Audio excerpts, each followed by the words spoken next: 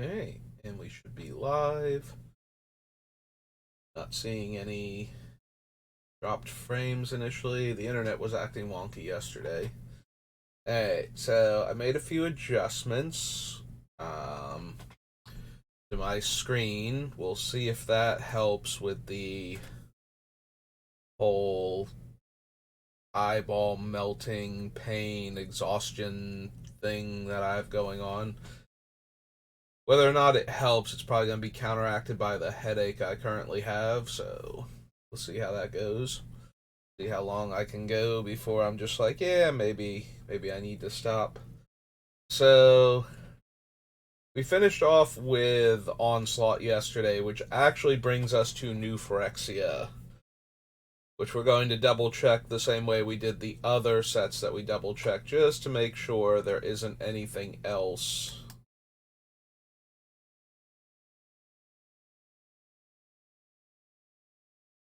Oops. Didn't get very far, did we? Alright, so we had the adaptive Spore Singer and the Anoint with Affliction. Skull Dweller and Blight Belly. Yeah, Archfiend, Masticore, Armored Scrap Gorger, none of these have anything to do with putting poison counters on people. So Skull Dweller, yes. Sun's Twilight. I assume we have Bloated Contaminator on here. It'd be weird if we didn't. We skipped Branch Blight. It's probably okay. 3-1 for 2 isn't going to do much more. Like, we skipped the 1-1 for 1 with Infect also, the Glistener Elf, so. Let's see. Got Cankerbloom, Contagious Vorak. Drivnod's on the list right now because some of our things proliferate on death. So, we do have him still on the list, but I don't know if he's gonna make it all the way through. Didn't bother with the long legs, right? Yeah. Drowning Ichor has a very high chance of getting cut, but at least it's a lot cheaper than Spread the Sicknesses. Do we have Dune Mover on this list? No. Okay. Probably don't want him, but Encroaching Mycosynth, Spinoderm, Experimental Augury's on the list, Azori's on the list. Don't care about making opponents lose life. Go to Geth because he kills most of our things. Enters the battlefield, create 2/3/3 green Phyrexian creatures with toxic. Give your upkeep if opponent has 3 or more poison counters, choose a creature you control, then draw cards equal to its total toxic value. So this is actually from the jump start associated with this set. I don't know if that was on the list initially or if I was I think I was actually using the Phyrexia All will be one like the card image gallery. I was gonna say spoiler page, but basically the same thing until it's completed. So this wouldn't have been on that list for me to even consider it. So it has an enters the battlefield trigger. It's not easy to flicker this though as an enchantment, but we would get 4/3/3 toxic 1 Phyrexian Beast tokens with Yarok. Um, it does give us card draw, but only if we have a toxic creature specifically in play. And we only get to draw equal to its toxic value, which most of our creatures are only going to be toxic 1 or 2. Because we're not running the Paladin, I don't think. So we have a couple of 3s, but I don't think the Paladin made it. Yeah.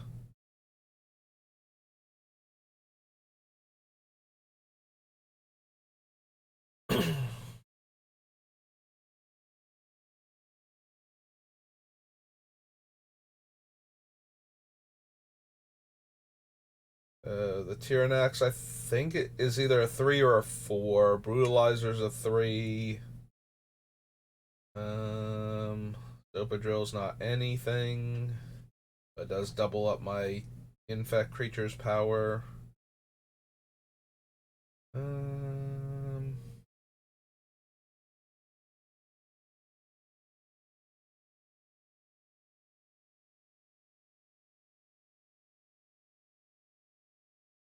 Augury.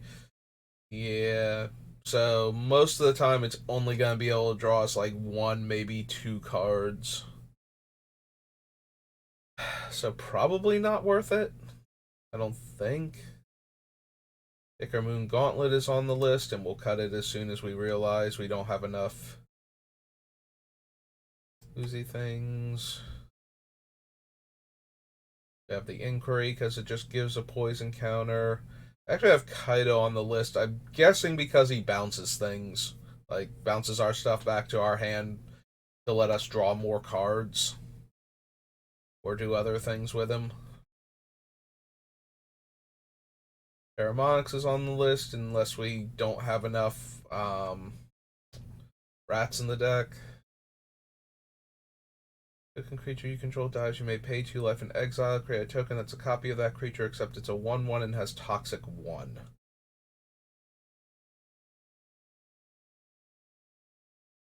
Whenever another non-token creature I control dies, I can pay 2 life and exile it, and get a token that's a copy of it that becomes a 1/1 with Toxic 1.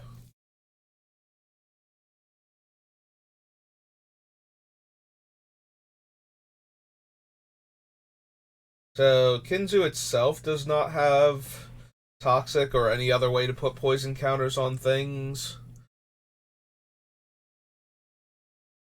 I'm pretty sure that if we use it on something that already has Toxic, it's going to be like all the other things where it gives it an extra thing of Toxic, right?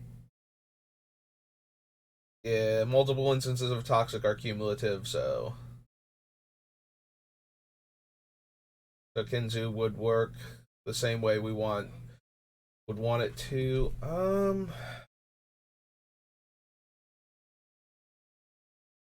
The 5 mana 5/4 flyer that doesn't have any of the keywords itself, but if somebody kills our things, or if we have a decent poison board and they wipe the board, we get a bunch of 1/1s with Toxic 1 plus whatever Toxic or Infect or Poison they had beforehand.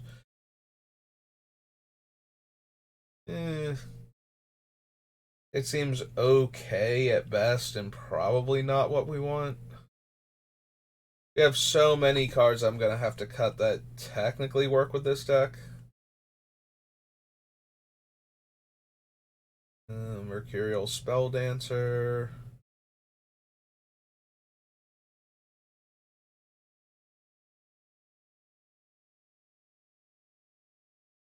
So Spell Dancer is mildly interesting because of the copy effect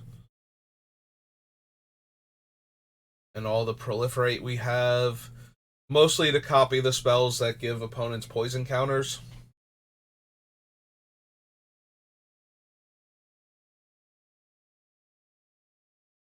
Probably still not going to make the deck though, because it doesn't poison itself. Did Mirror Convert make the list? It did not. We kept the other one in that was a 1/1 with Infect and taps for colorless.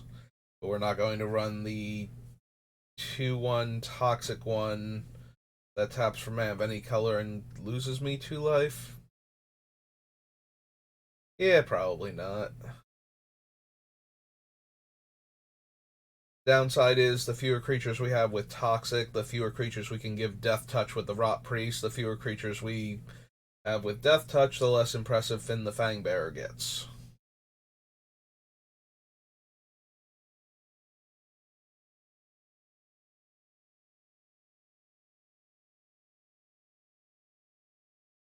Alright, did we bother with Nimrazor Paladin?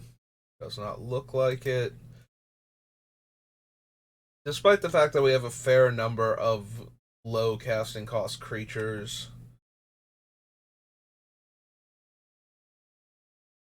No Noxious Assault. We definitely have the Pestilence Siphoner.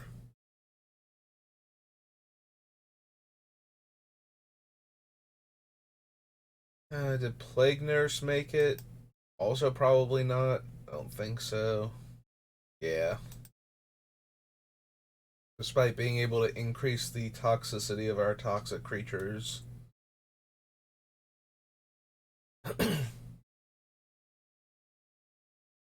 Aspirant, Serum Snare.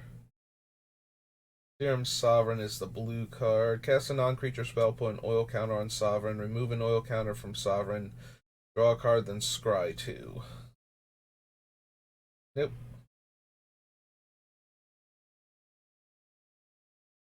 Pretty sure Head Cleaver didn't make it. Yeah. The Hive Master make it. Yes. Okay. Painted Observer, Tekuthal.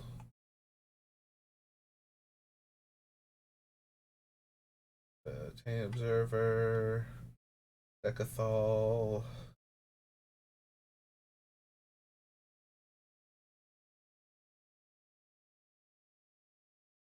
Did we bother with the Seed Core?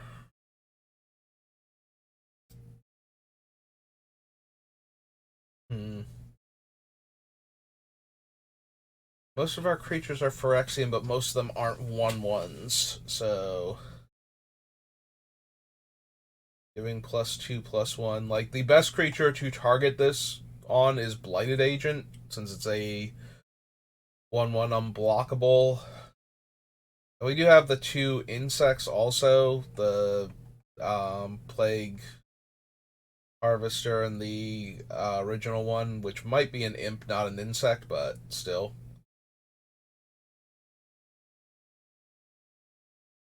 Yeah, unfortunately, our mosquito doesn't is a 0/1 flyer. Otherwise, it could also get the extra damage. Although without having infect, it's not really. So basically, it's the 1/1 unblockable and the 1/1 flyer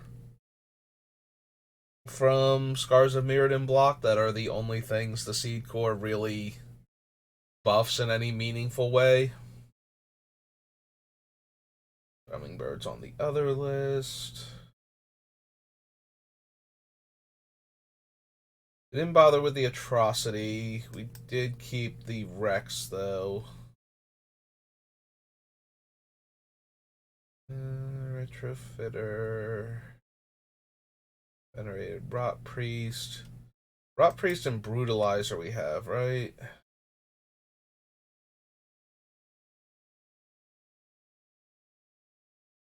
Did not do viral spawning, though. Did keep the Voidwing Hybrid in.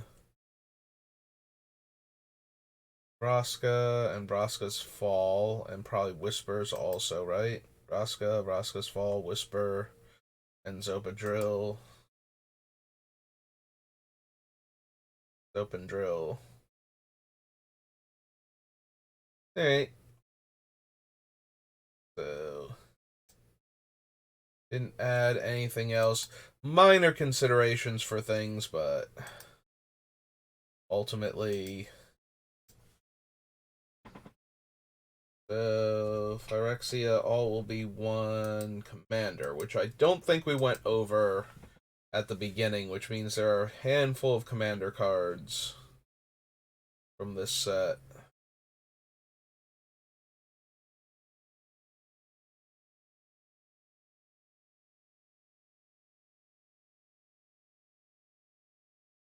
Five trample, toxic 1. Whenever one or more creatures you control deal damage to one or more players, proliferate. If an opponent has 3 or more poison counters, draw a card, then you may put a land from your hand onto the battlefield. So it's a bigger but more expensive version of the brutalizer. Yeah, I think we have to consider that. We need the commander. That's... No, not that one. This one. This thing is called Contaminant Grafter.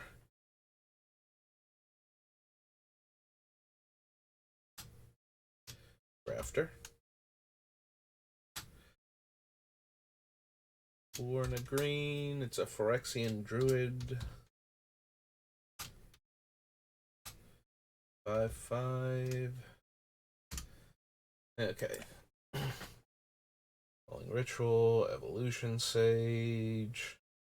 Death Summons. Return up to one target creature card from your graveyard to the battlefield for 4 mana. For each opponent has 3 or more poison counters as you cast this spell. Put up to one target creature card from that player's graveyard, so not helping us. Alright. 6 mana, 6/6, haste, toxic 3. Can't be blocked by creatures with power 2 or less. If they're corrupted when it dies, exile it. When you do, return up to X target cards from your graveyard to your hand, where X is the number of opponents who have 3 or more poison counters.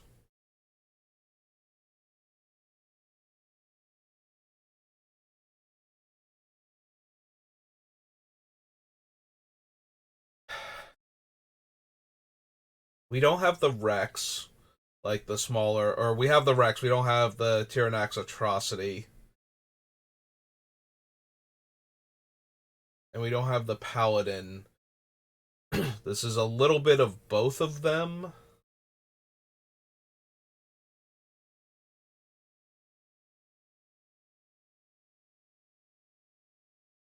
Also, it's not optional to exile it. It's when it dies, you have to exile it, and then for every opponent you have with 3 or more poison counters, you can get a card back from your graveyard.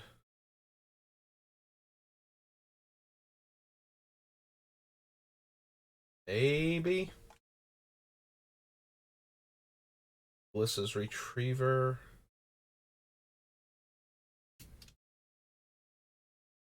Guess is right.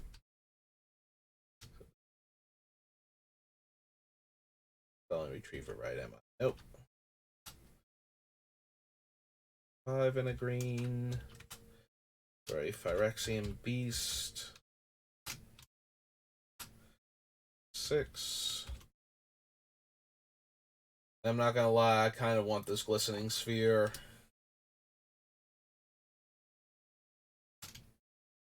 Should not be that hard to get our opponents corrupted.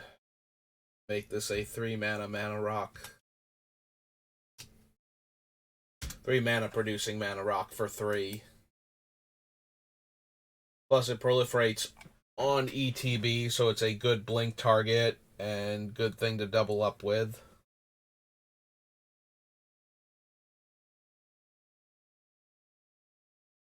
Verge. That's an artifact spell. It gains Sunburst. Enters the battlefield with a 1/1 counter for each color of mana spent to cast it.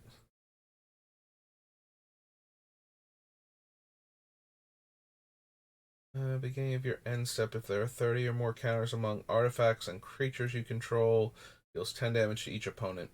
Yeah, I had to stop and reread it because I'm used to Sunburst also putting charge counters on it, and I missed that it's specifically an artifact creature spell that we cast. Create a token that's a copy of target artifact you control. Create a token that's a copy of target non-artifact creature you control. Wine.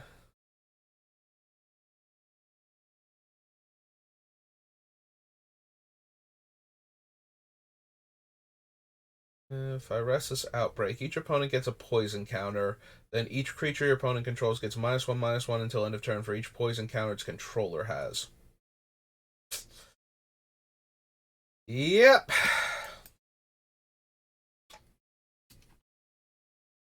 Phyresis. 2 S's in Phyresis? Like the first part of... Yeah, 1 S. S-I-S. Phyresis Outbreak. 2 and a black. It's a sorcery. Okay. Plague Mirror, Plague Stinger, Scavenging Ooze, Bad Robot. Exile a spell you control. Target opponent reveals cards from the top of their library until they reveal a card with mana value equal to 1 plus the exiled spell's mana value. And no. Living Weapon, +X, where X is the greatest mana value among your commanders. Only really good if we're putting it on the infect creatures. Yeah, we can't run Urtet because of the color things. Sorcery, Corrupted. XX Greed, Phyrexian Worm creature token with Trample and Toxic One, where X is the amount of mana spent to cast this spell. Then for each opponent with 3 or more poison counters, you create another one of those tokens. Flashback, 8 green. So you make a 6/6 Trample Toxic 1. And then if any of the opponents are corrupted, you get an additional one for each opponent. Then 10 mana, you get a 10/10. Assuming that you don't do anything to reduce the casting cost and make a smaller worm token. Yeah, I don't think so. Like, I'm not running the make a 3/3 with corrupted 1 for 3. I don't think I'm gonna make a 6/6 toxic 1 trample. I think I said corrupted the last time. Toxic 1 trample for 6 with flashback 10. So, alright, well, we added a few more cards that super care about opponents being poisoned or help us poison them faster or both. Alright, so as for Phyrexial will be 1. On to Planar Chaos.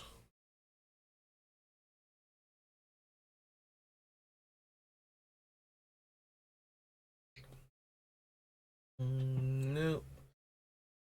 Target player discards 3 cards. If black mana was spent, tap target untapped creature, and that creature deals damage equal to its power to its controller. Nope. Aquamorph. Aramancer's Guys.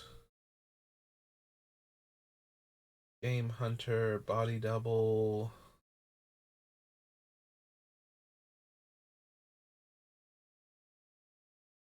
And Wood Readers.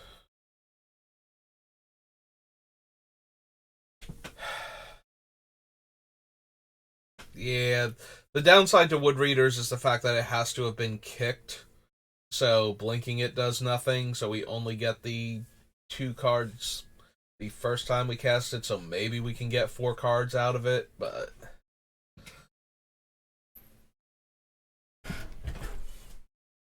yeah, you should probably add Damnation. Planar Chaos. Roll Damnation. Black, Sorcery. Hey. Dark Heart. Hopes, Deadly Grub. Deadwood Treefolk enters the battlefield or leaves. Return another target creature card from your graveyard to your hand. I remember when Deadwood Treefolk was like a default in a lot of my green decks. But we've just done so many other things now that regrowing a creature. And this thing would regrow like multiple creatures too. Like we can double up the comes into play ability. We also have Drivnod on the list right now, so if we care about death triggers, as long as it dies when it leaves the battlefield, we would get another one.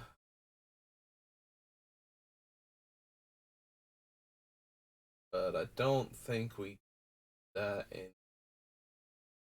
basic land reveal and put into your hand, then shuffle. Target creature card from your graveyard to your hand, or give a creature flying until end of turn. Not quite like 2 reasonable effects and 1 super mediocre one, but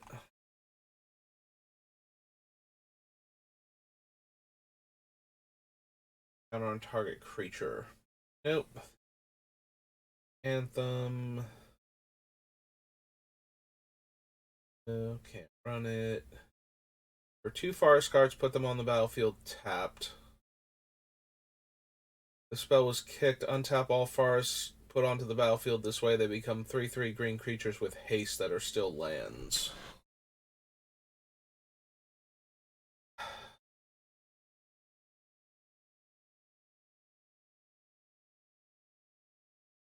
So technically, this is just the other thing that I was thinking about running with upside, like explosive vegetation or something. The one that gets 2 forests into play.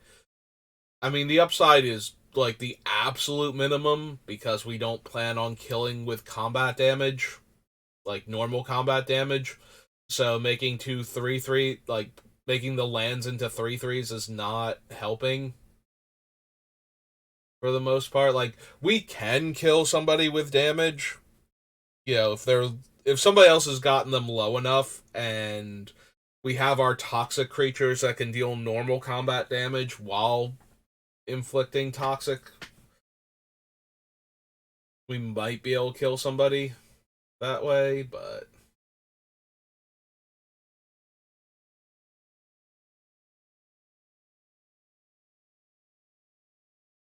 it is still like a slightly better version of something I was planning on putting in the deck anyway, so oops. I lost it now. No, seriously, where did this thing go? Ah, Hunting Wilds. There it is. Yeah, it's like it was right around here, and I accidentally scrolled down instead of up, and then I could not find that artwork again. Hunting Wilds. Green, a green, it's a sorcery.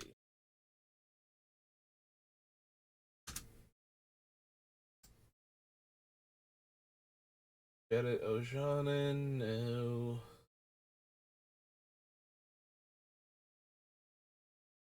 Nope.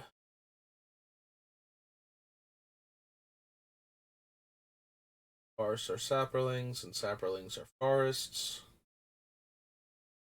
Vegas. Coffers, no. Library, no. And Bazaar, no. Not for what we're doing anyway.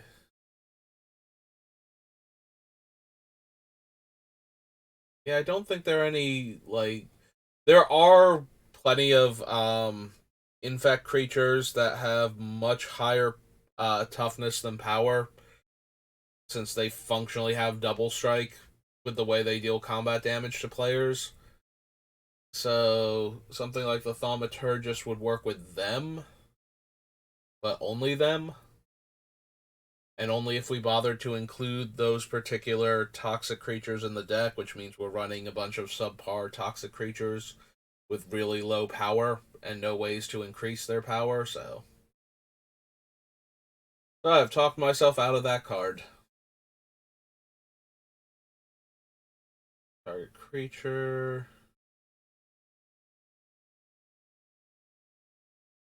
If we could blink enchantments more, I'd be way more interested in throwing in a reality acid while we're at it.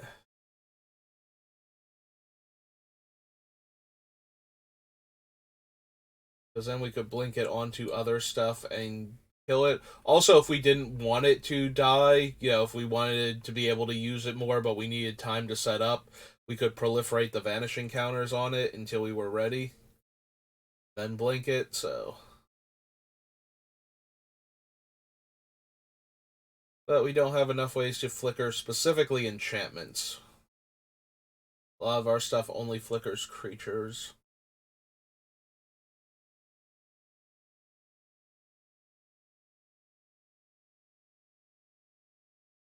Deals combat damage to a player. You may pay green and 2 if you do put 6/1/1 counters on Vorosh specifically. So that's not helping anything. For a creature with the same total power and toughness and put it onto the battlefield, then shuffle.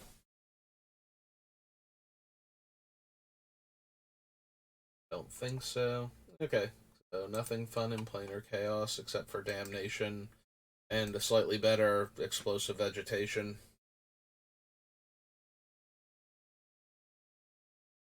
Alright, it's the second plane chase. That has the unique cards.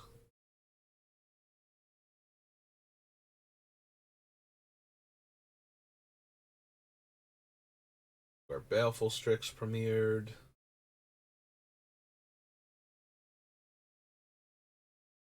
We could run Baleful Strix. We do have Finn, who would care about it having Death Touch, and just as a draw 2 cards for 2 mana effect some of the time, or a thing we can blink to draw an extra card. Like, it's cheap enough to make it a good thing to target. Others were other. Oh. Baleful Strix. Black. They an artifact owl, right? Artifact creature bird.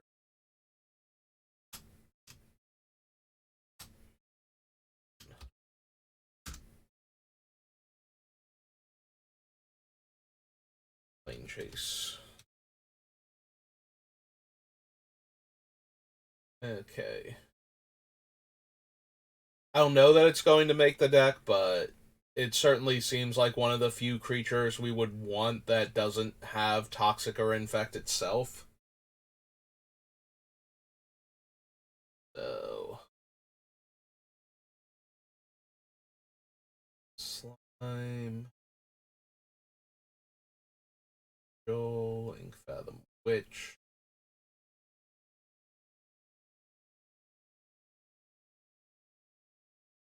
Alright, we haven't gotten to Shadowmoor yet. I'm looking at Ink Fathom Witch and I'm like, do I want this with all of these smaller infect creatures? And for that matter, evasive small toxic creatures? Like, if all my unblocked creatures were suddenly 4 power, would that not benefit me? And maybe it will, so when we get to Shadowmoor, we can consider it.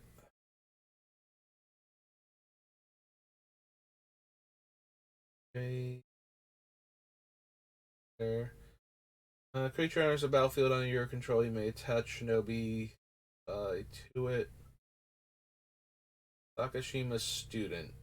The battlefield is a copy of any creature on the battlefield except it's a ninja in addition to its other creature types.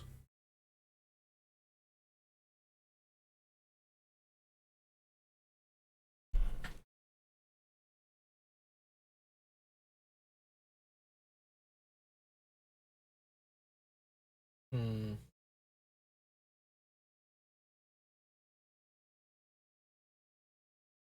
So the benefits to Sakashima's student are we get to bounce a creature we control back to our hand to rebuy the comes into play ability. We also get the comes into play ability of one of our other creatures in play that the student is now a copy of.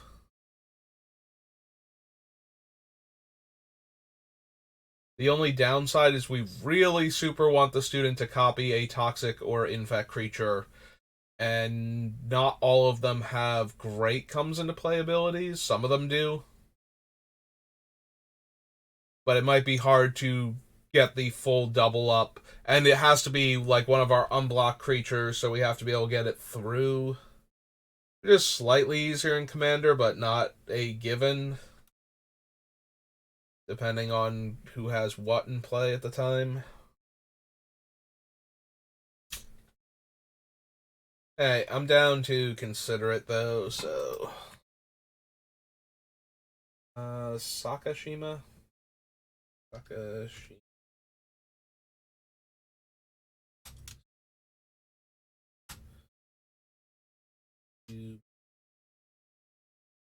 Human Ninja. Base.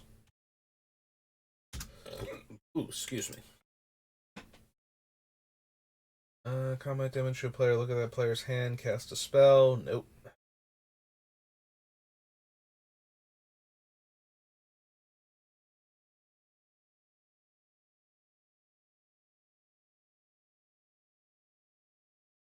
Other creatures you control have Intimidate. Vela or another creature you control leaves the battlefield. Each opponent loses 1 life. So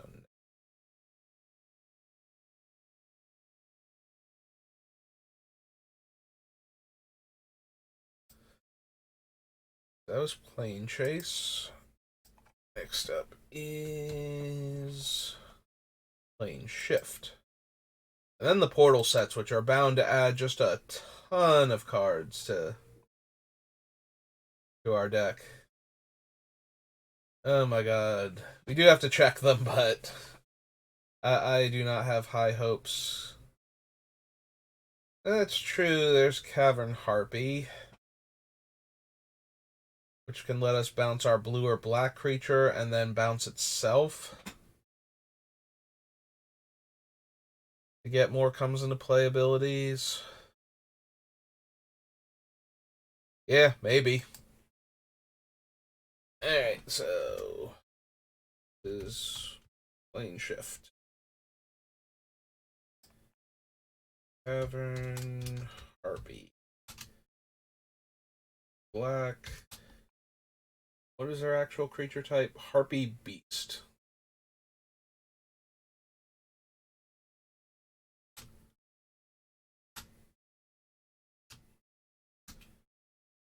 Okay. Yep, can't and probably wouldn't want to anyway. Run the lairs.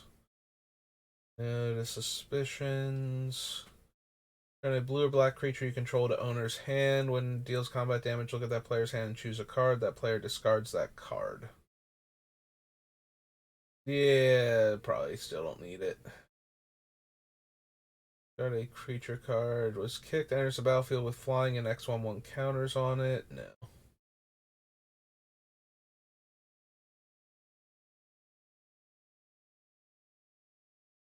I don't think we need the Herald. Uh, oh, it has land walk of that ability. Nope. Enters the battlefield. Each player discards a card. Yeah, I mean, we can stack the triggers so that way we're not discarding the thing that we're bouncing back, even if we don't have enough cards in hand otherwise, with our duplicate triggers, but I don't think I want a Marsh Crocodile.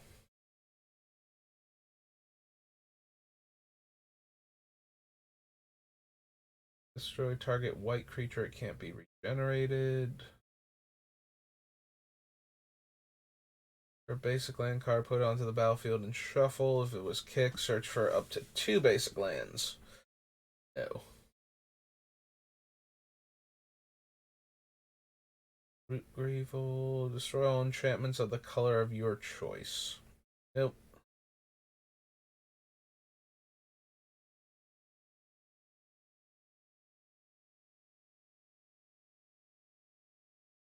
Sphere. Nope.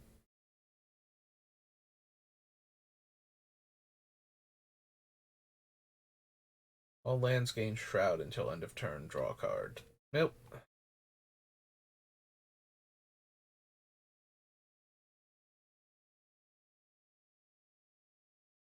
No.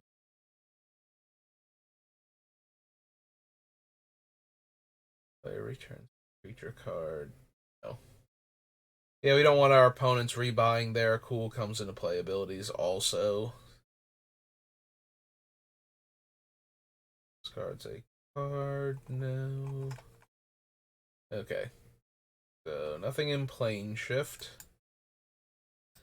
Alright. What do you got for me, Portal?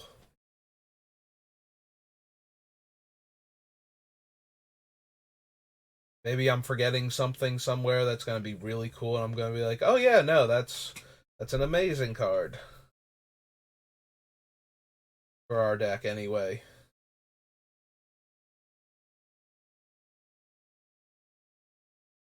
Red card, 2 damage, flying, swamp walk, island walk, have to deal a damage. Power when it attacks. Can't be blocked by more than one creature. No. No to all of these.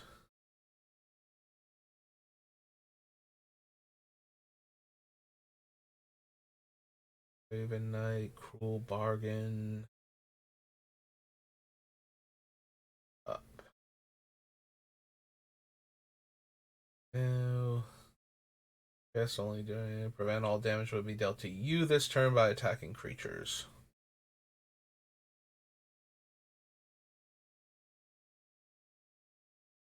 Can't attack unless defending player controls an island. Get a sorcery back from my graveyard. No. Target opponent discard a card. Target card from a graveyard to your hand. Turn it to owner's hand. Creatures and lands don't untap. No. Any number of cards from their hand then draws that many cards, then I draw a card.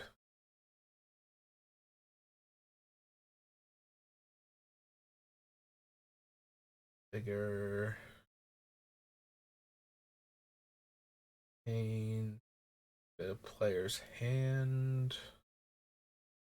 Destroy target tapped creature only before attackers are declared. Sacrifice unless you discard a creature card.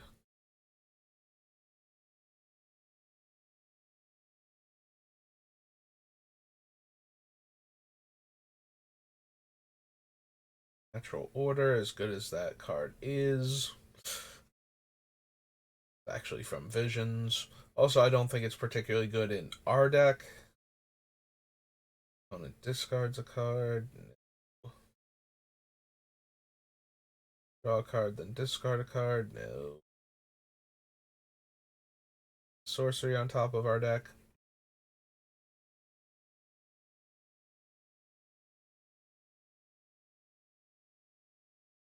Yeah, I should probably not run any of the creatures that when they come into play I sacrifice them unless I sacrifice my lands. Considering I don't want to have to do that twice. Seems like it'd be awful. Creature card from the... Oh, it's Raised Dead. Right. You may destroy target non-black creature. Yeah, I think we'll just go with Ravenous Chupacabra, who costs 1 mana less and doesn't have any targeting restrictions. I do appreciate the offer. What were you, Serpent Assassin?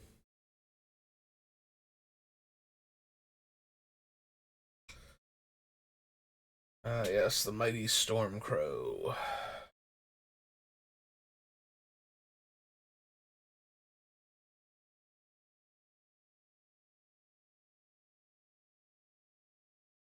Sylvan Tutor can get a creature and put it on top of our deck.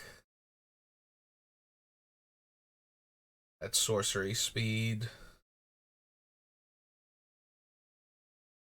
Is there any creature in particular that we super want to tutor for with this deck? I don't think that there is. Like, a lot of our creatures are good, and I certainly want tutors, but I want, like, I don't feel like we run a bad tutor. I don't think any one of our creatures, for the most part, like, there are going to be times when we really want, you know, one of the Rot Priests, for example, or we would want the Hand of the Praetors because we're loaded up more on infect creatures than toxic creatures, so getting all of our guys an extra +1/+1 and making them give out more poison counters when we cast them would have a lot bigger impact in that particular setup. So,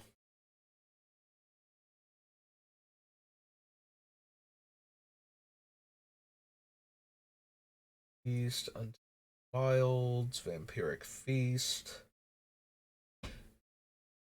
Virtue's Ruin, which we could run and would be hilarious against the mono white player with all their cool white creatures that were doing cool things up until a few seconds ago. And we already have wood elves on the list, so no. Alright, so no to Portal 1. Alright, what about Portal 2?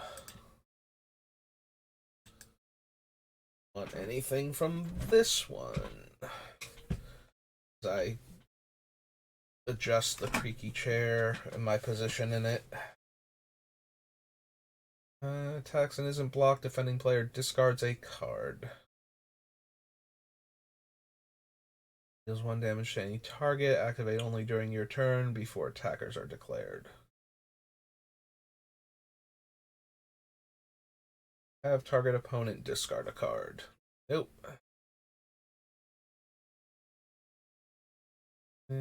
Sacrifices a creature. Flying. 3 damage to each creature and player.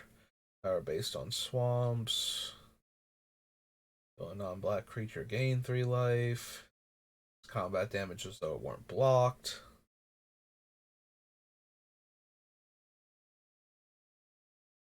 Yep, there's Denizen of the Deep. Would not like to bounce all of my other creatures. No matter how many good comes into play abilities, I get to rebuy that way. And lands target opponent controls don't untap. Oh, right, it's exhaustion again.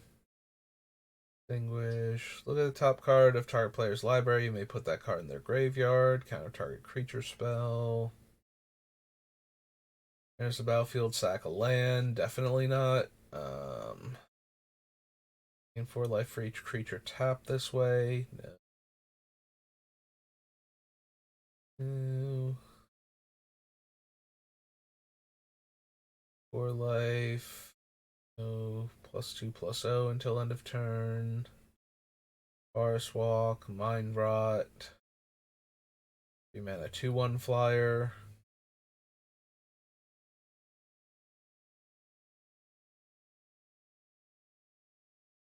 Muckrats.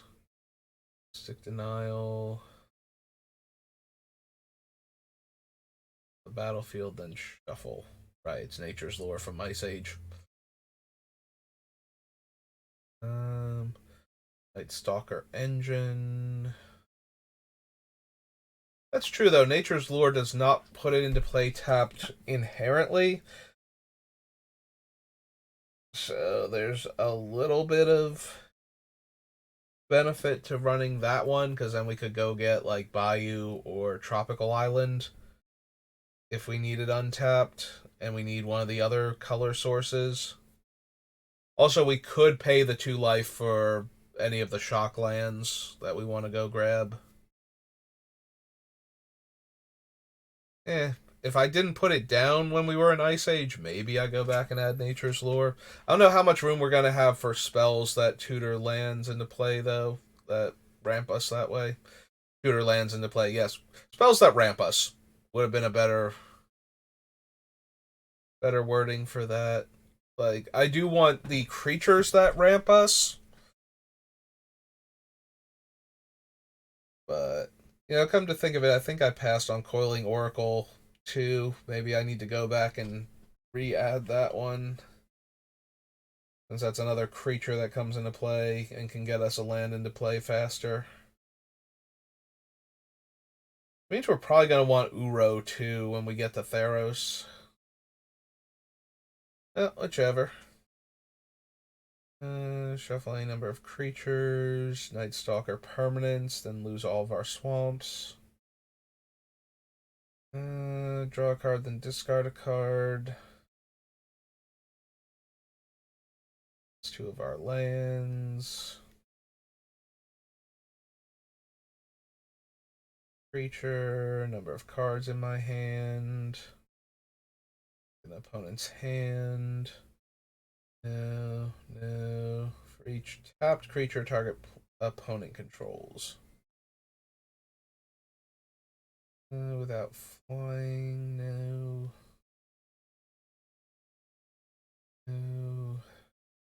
Reach. There's a battlefield. I lose 4 life. Probably not. Hey, that was all of those. Alright, so finally Portal 3 Kingdoms. Any of the weird legendaries from that set have a cool effect I suddenly want to double up on when they come into play? That doesn't involve poison or toxic in any way, because it can't.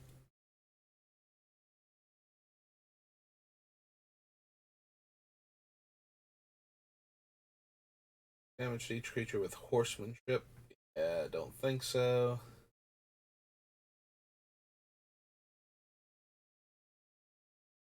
Enters the battlefield, lose 3 life? No. Think we need any of the time warp effects. And we also passed on temporal manipulation previous set, so. Yeah, I think 3 mana for a 1/1 to draw a card is not where we want to be at when we have Baleful Strix already. Sorry. Sorry, Council of Advisors.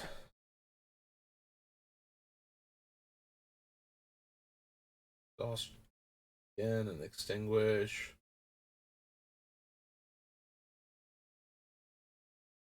Nope. All damage would be dealt to you this turn. Good old Huatoa. Deals combat damage to an opponent, you may search your library for a forest card. Hunting Cheetah is one of those cards that I always kind of consider and then wind up not running. It needs to get in for damage in order to get me my forests.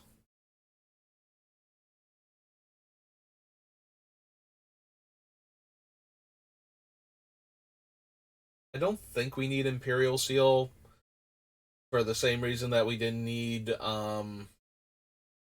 the Sorcery Speed, Worldly Tutor, Nature's Tutor, or whatever it's called, from the first Portal set. I don't think we need to put anything on top of our deck at Sorcery Speed. You know, obviously, if we have card draw, it gets a lot better, but we have to have card draw available to us at that moment. So. And I think we will have plenty of other playable tutors that will get us our things, so. Yeah, we don't need Sun, Ladies Are Wrong. Card, no.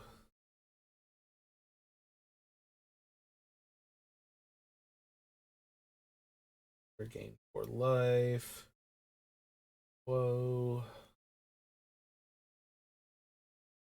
Overwhelming Forces. Poison Arrow. Nope. Nope.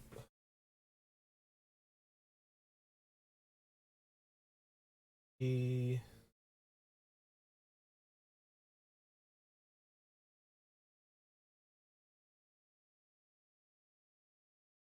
The Spoils of Victory. I think so. It is one of the ones that lets you get the non-basic ones, like it spells out that you get a plains, island, swamp, mountain, or forest. But I don't think we need it. Up 3 cards now. Do we want Sun Quan? 6 mana, 4/4. Our creatures are unblockable unless somebody else has Sun Quan or a random 3 Kingdoms creature. Maybe? Kind of? The downside to Sun Quan is that if he dies in the middle of combat, then we kind of get wrecked if our opponents had blocks at all to begin with, so you do have to be careful with Sun Quan, but. Lord of. 4 blue, human soldier, 4/4.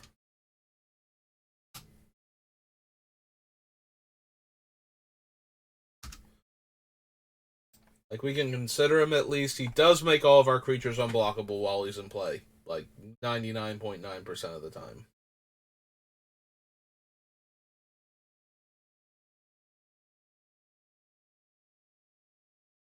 If we're considering the nature's lore, we can consider 3 visits. Then I don't have to go back and add nature's lore necessarily. So I doubt we'd run both. And I can play whichever one I happen to pull out of the binder if I decide to build the deck paper. Uses a creature they control and destroys that creature. Deals combat damage to a player. That player discards a card.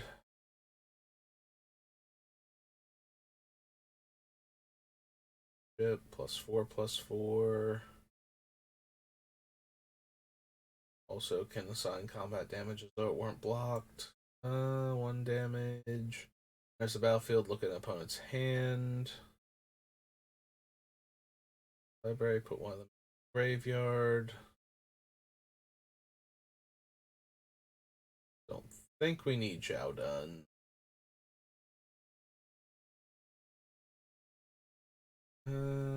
Deals damage to an opponent. That opponent discards a card. So the other one, unless defending player controls an island. Can't be blocked this turn. Or attackers are declared.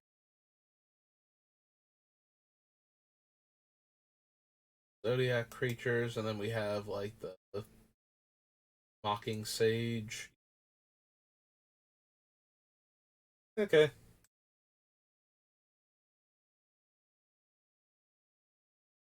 Did a tiny bit better than I was thinking we would.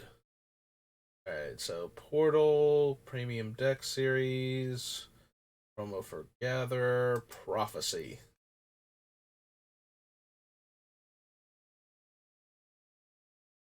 The absolute worst sets ever. Turn X target creatures to their owner's hand. Don't think so. Cloak. Avatars.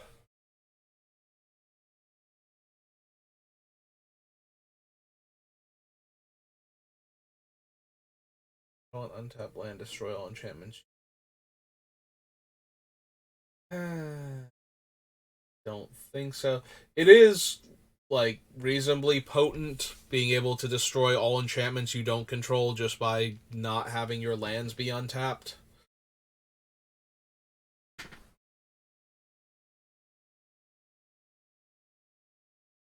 But at the same time, I think we have enough ways to destroy permanents on comes into play effects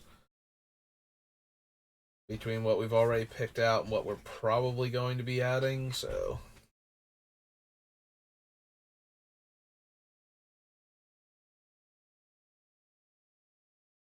nope.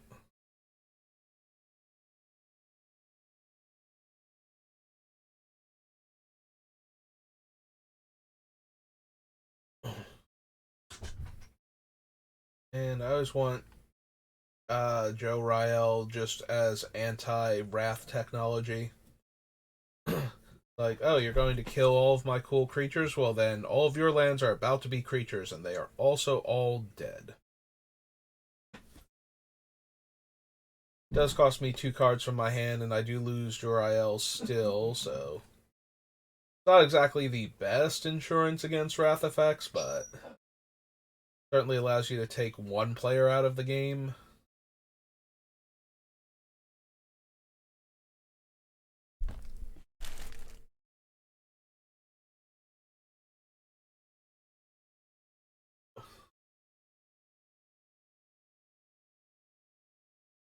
Puts a non-token creature onto the battlefield. That player returns a land they control to owner's hand.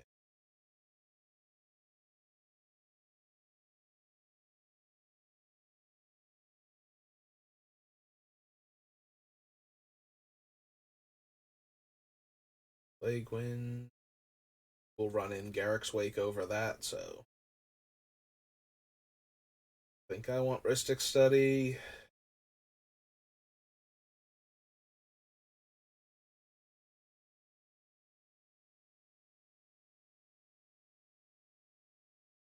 Spike break.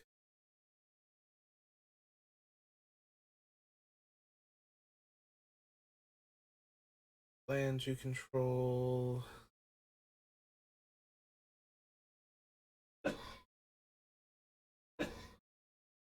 Hmm.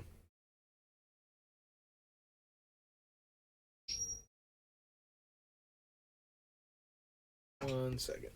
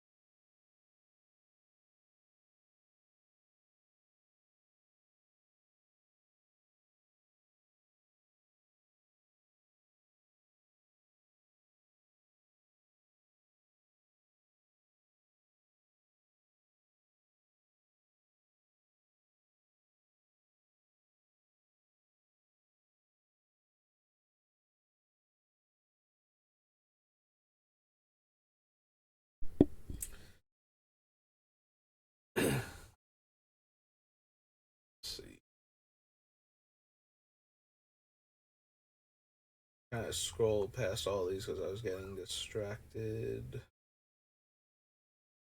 May have noticed the microphone is picking up some background noise that wasn't before, and I can't seem like the settings don't look like they've changed, so I'm not sure what that's all about.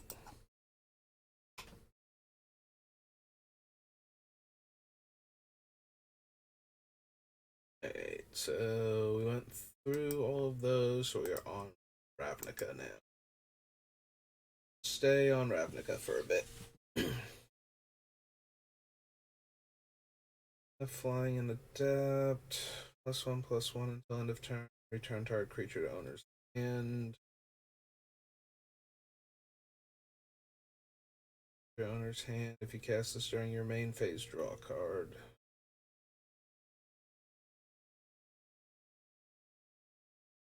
Counters are put on Biomancer, draw a card, then discard a card.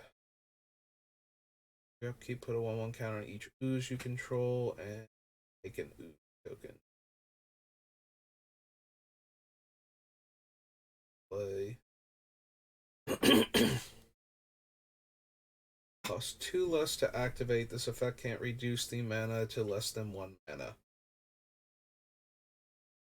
I genuinely forgot there was a training grounds as a blue-green creature.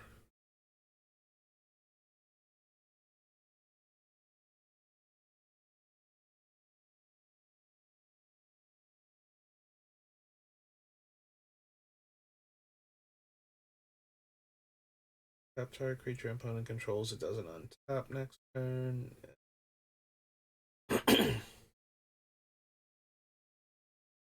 Tap that creature. It doesn't untap. This turn, each creature you control enters the battlefield with an additional 1/1 counter on it. Move a 1/1 counter from target creature you control onto another creature you control. Eh.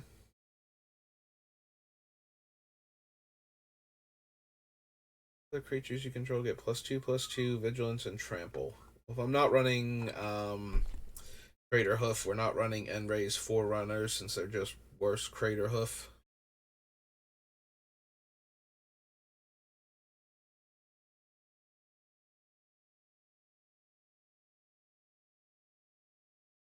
Go to font. Battlefield may counter target spell.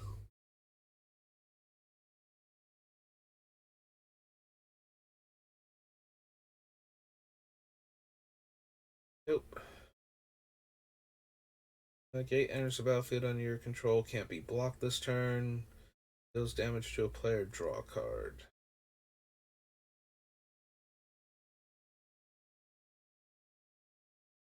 Growth Spiral. Where Growth Spiral debuted? Commander. Yeah, it was. Draw a card. You may put a land from your hand on. Still think we want the creature versions more, so. Growth Chamber Guardian's the one that requires more copies of itself to be really good. The creature you control gets +X power. Nope. Doesn't have the same name as another creature you control or a creature card in your graveyard. Draw a card.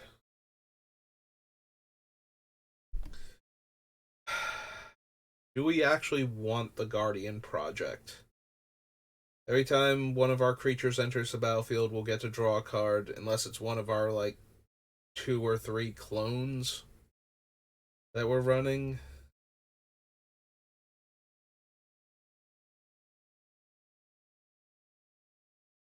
Then we can double up on the trigger. It's a non-token creature we control coming into play that sets it off. Okay, so this was...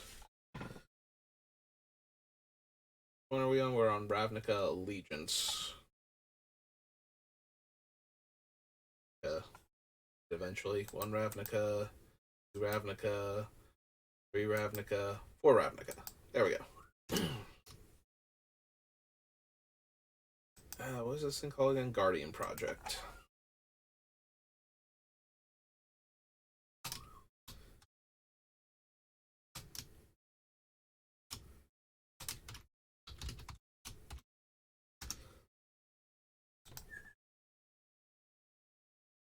I think we need the Gyre Engineer.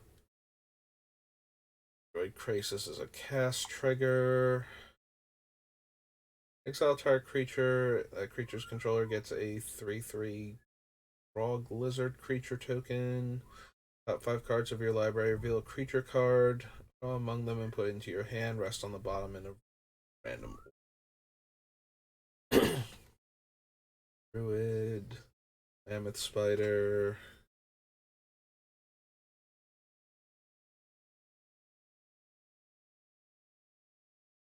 So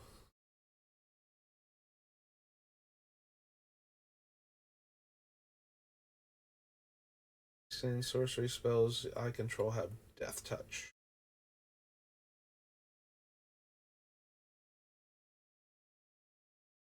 Exception. Forgotten Gods.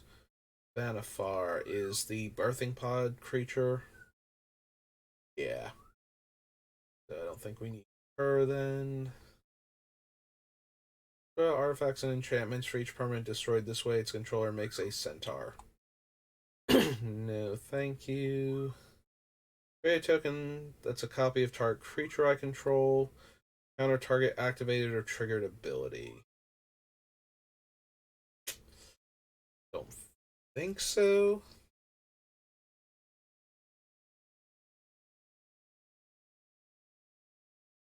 Grid, Scrabbling Claws. Scuttle Gator. Courier, Shark to Crab. A 1/1 counter on target creature you control. When 1 or more 1/1 counters are put on a creature you control, put them at growth counters on Ascendancy. You have your upkeep. If you have 20 or more growth counters, you win the game.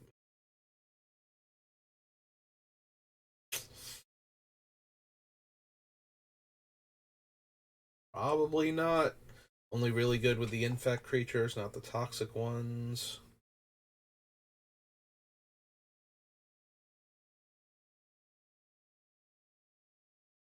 Tap it, no.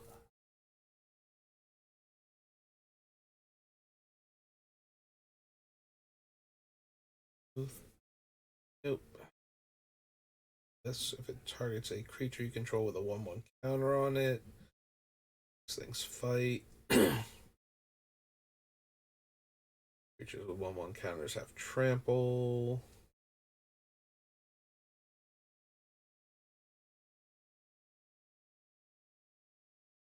player mills 4 cards. Nope.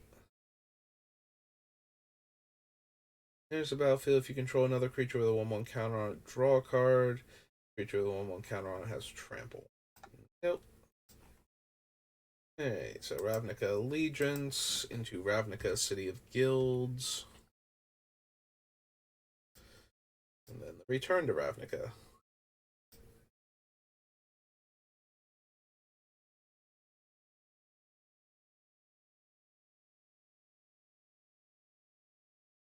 Blood Funnel. Whenever a player casts a creature spell, each player returns all cards with the same name. Nope.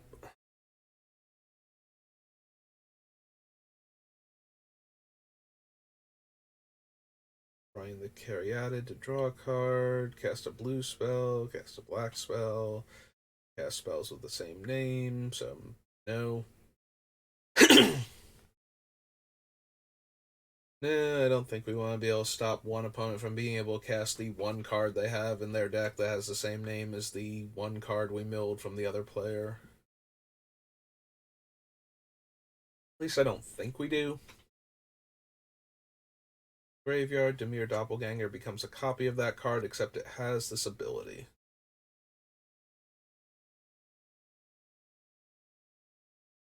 If an effect would create one or more tokens under your control, it creates twice that many tokens instead. If an effect would put one or more counters on a permanent you control, it puts twice that many counters on that permanent instead.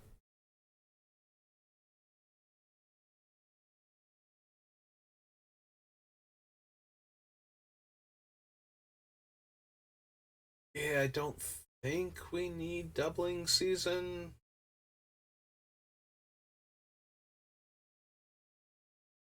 Like, we're putting -1/-1 counters on their creatures, so doubling season isn't helping with that.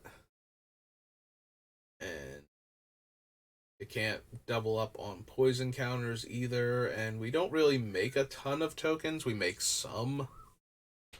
Yeah, sorry, doubling season. I don't think we are the deck for you.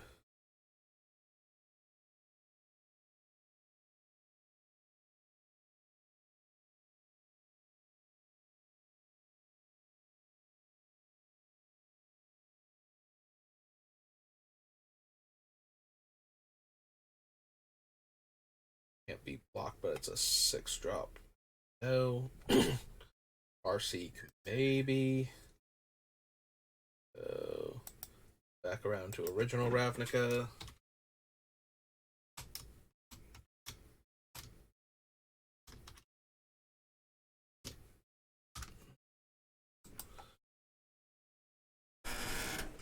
There's a battlefield, draw 2 cards, enchanted creature has fly. Nope. Any of your upkeep create a token that's a copy of enchanted creature. Yeah, it seems a bit more dangerous than what's its name, the clone that keeps making token copies of itself.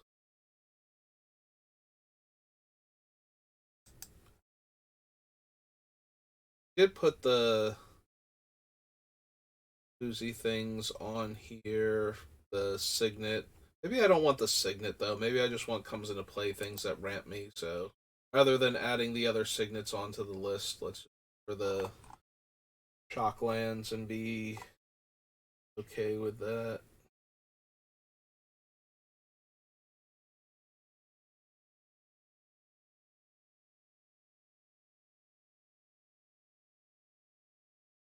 Any of the dredge creatures at all. Bulldozer, X,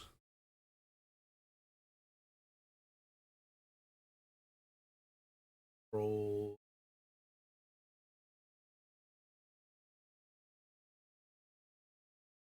walk, -2, away from the loam. That player's hand. If you do, you may cast a spell from among those cards without paying its cost. Nope.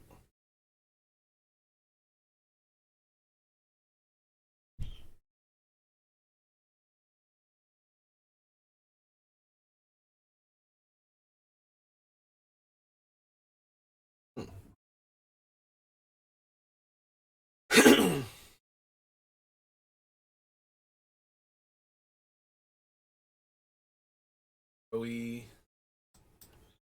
That thing.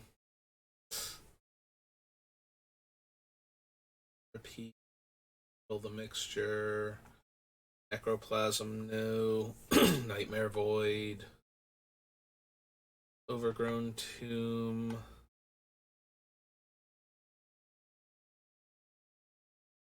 Spells it. Just double. So, Overgrown Tomb.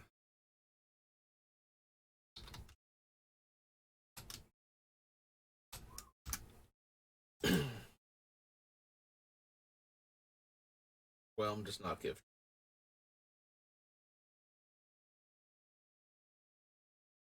It's or discards there.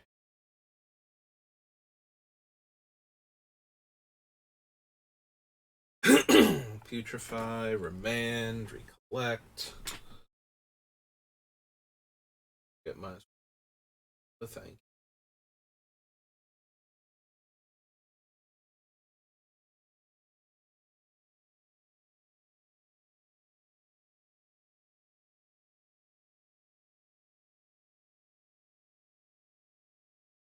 Those.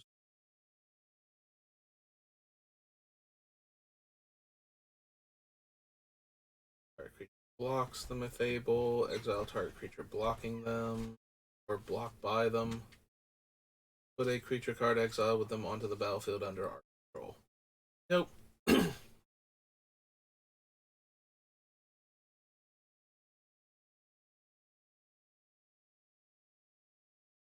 You're a fan.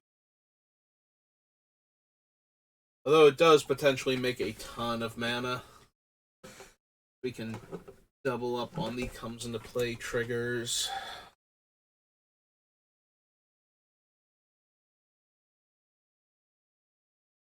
Sazdak, Garden, Variant.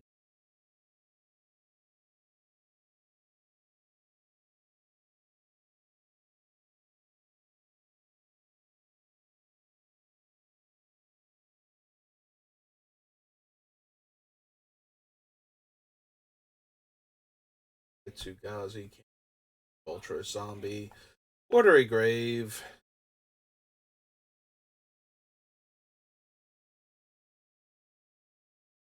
Sacrifices a player can't. I sacrifice Woebringer. So no. Alright, so Watery Grave.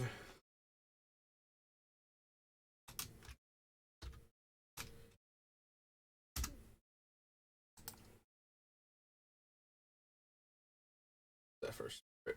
Alright.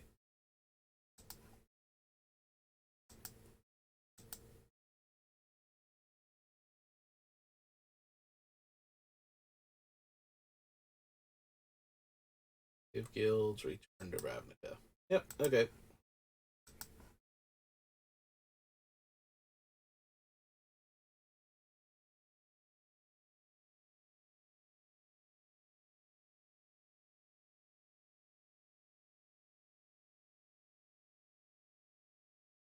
Counter, destroy target non-land permanent with mana value 3 or less. Nope. Discards a card, no.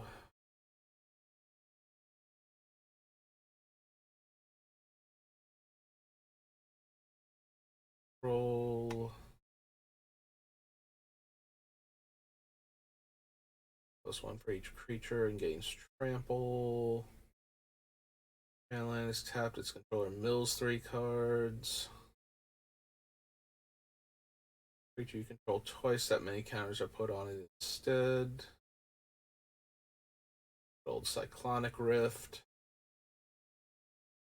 Yeah, we should probably add Cyclonic Rift. So, return to Ravnica.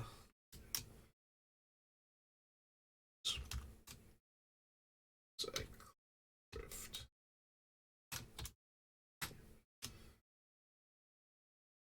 One in the blue, and it's an instant.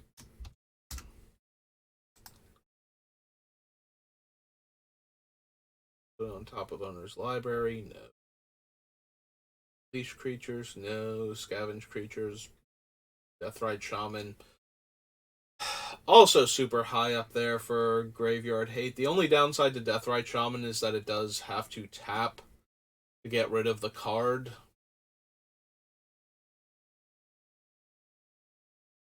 which is the biggest downside to it. As far as Graveyard Hate goes, as far as being able to ramp with it go, that one, it does a bit better with. So. Drain Pipe, Drag Mangler, Drudge Beetles, Deliverance.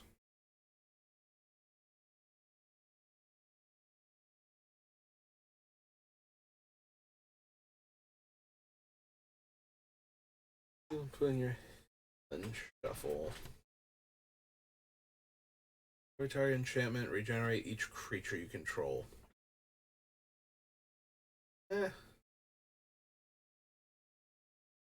Boy has to be blocked. Scavenge. Dies, return to the battlefield. Top 5 cards of your library. Creature or land into your hand, rest into the graveyard.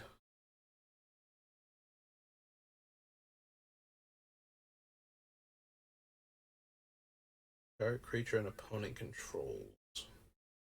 Draw a card.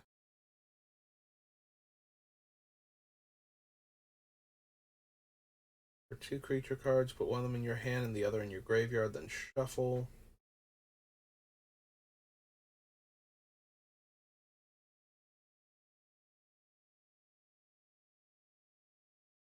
Your creature gets +1/+1 and intimidate. Sacrifice a non-token creature. Create X 1/1 green sapperlings, where X is the sacrificed creature's toughness.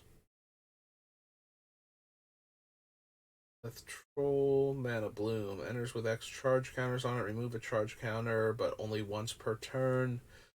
And if it has no charge counters on it, return it to owner's hand.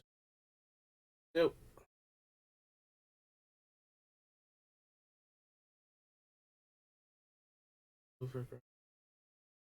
Pack Rat.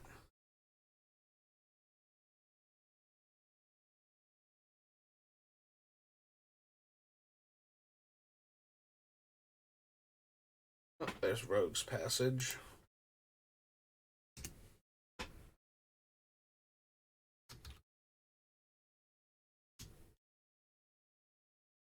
This is certainly the deck for a Rogue's Passage. Making our things unblockable just seems good in general.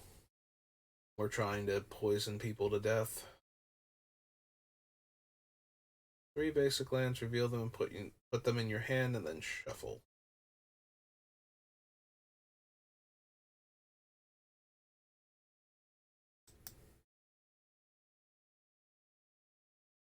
Their head. Scorpion, no. Freebird, no.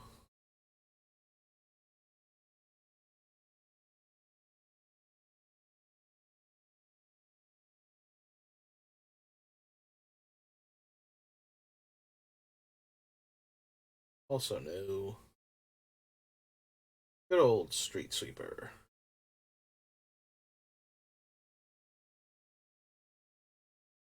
Yeah, I think I've mentioned before the life lesson I learned from the humble Street Sweeper. Sometimes you just need an Obsianus Golem in your limited deck. And wow, did that really wreck me that one time.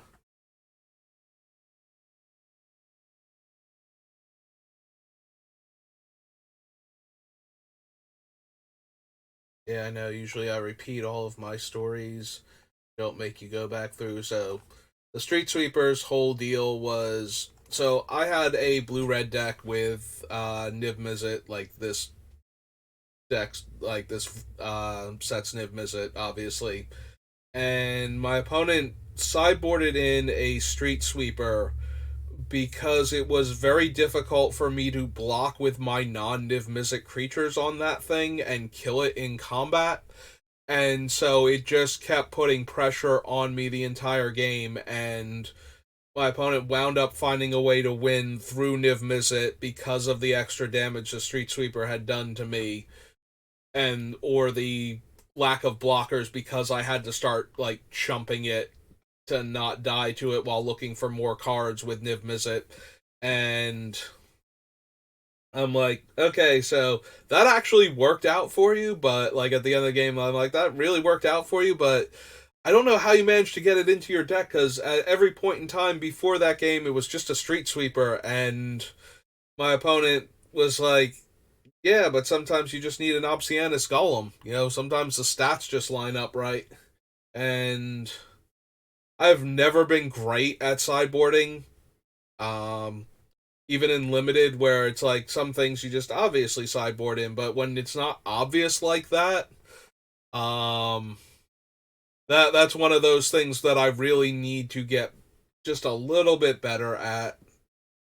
Obviously, when you're playing on Arena, all of the ranked matches are best of one, so you don't get to practice that particular skill very often. But for actual constructed, or not constructed, for actual, like, paper limited, especially like high level limited events, knowing how to sideboard properly with your limited deck is actually a much bigger deal than you would think, and you don't get to practice that often enough. So that little fun fact there, just the idea of, I looked at it as a terrible creature in the vacuum and as something that I did not ever want. Like, the problem with that is that I still don't know when the correct time is to bring in a card like that.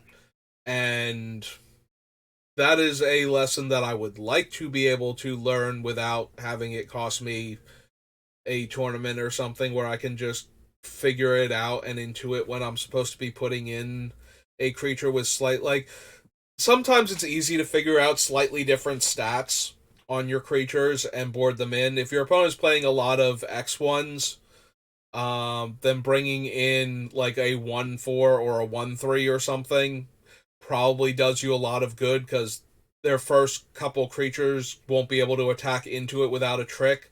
And once they finally get like their bigger creatures out, it might still trade with them. So, like, things like that are pretty easy to figure out. Bringing in an uncommon 4/6 with a terrible ability because it matched up well against my mythic rare is not something that my brain tackles well enough.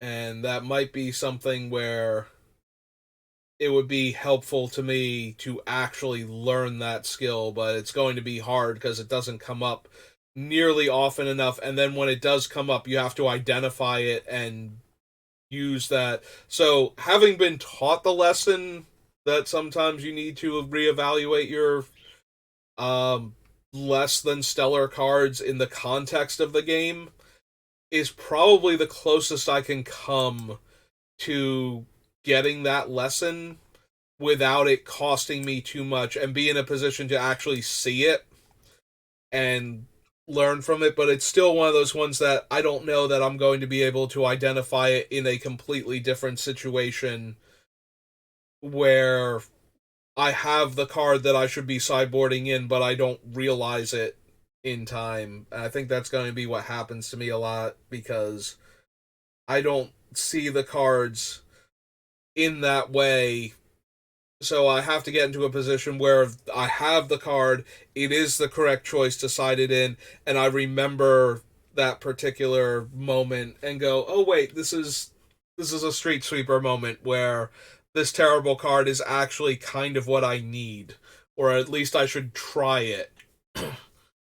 And then it has to work out for me, in the actual game, in order for that to help put the lesson more firmly in my brain. Like, I did actually do the thing and I did get rewarded for it, and that will help me in the long run. It's kind of like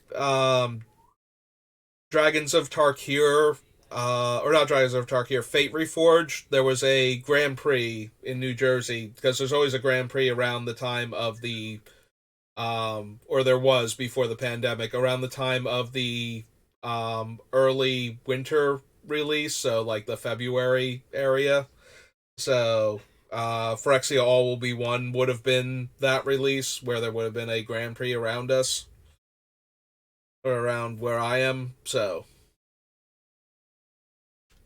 anyway, so Fate Reforged I went to the Grand Prix for that one for limited, and I got distracted by the big powerful dragons that I had opened and tried to make a deck that ran them and splash for them, but the mana base wasn't as good as I thought it was, and I was losing. Like, I lost my first game, and I realized that these dragons, as good as they are in the vacuum, were not helping me. So I changed my entire deck during sideboarding and had much better games. At a Grand Prix level, though, you're not allowed to just make changes to your deck in between form or in between rounds. Like, you have a deck list that you fill out, and your deck has to conform to that deck list at the start of game one of each of your matches. What I did though was I wrote down the deck that I sideboarded into on the back of like on the back page of my life pad. You're not allowed to consult notes, or you weren't at the time during gameplay, but you were allowed to consult them during sideboarding. So when I would play game one of the next round, win or lose, I would sideboard into the better deck. And that is a technique that a lot of people, they build their deck, and the deck construction process takes a long time, and they have a lot of tough decisions to make, and they put their deck together and that's their deck. I realized that I had messed up during the deck building portion of it, and I needed to adjust for that. And that meant that I had to adjust in every single round of that tournament until I finally lost enough rounds that I was willing to give up, which I think was three at the time, even though technically you could day two if you went X and three. Which I probably should have pushed a little bit harder. There were definitely times where I was X and three and dropped during a Grand Prix to just go do side events, but anyway, that's a completely different thing. But anyway, so I definitely won more rounds than I would have if I had just stuck to the poor deck that I constructed, shrugged my shoulders, and went, oh well, I did a bad job on deck construction. So that particular tournament really helped me understand how to reevaluate my deck during the tournament and adjust appropriately after that, because I definitely won more rounds than I would have, even if I only won like two of them, which I think might have been the case. But I started off with a bad deck. Like, I was already giving myself an extra handicap by starting off with the not less powerful, but less consistent deck.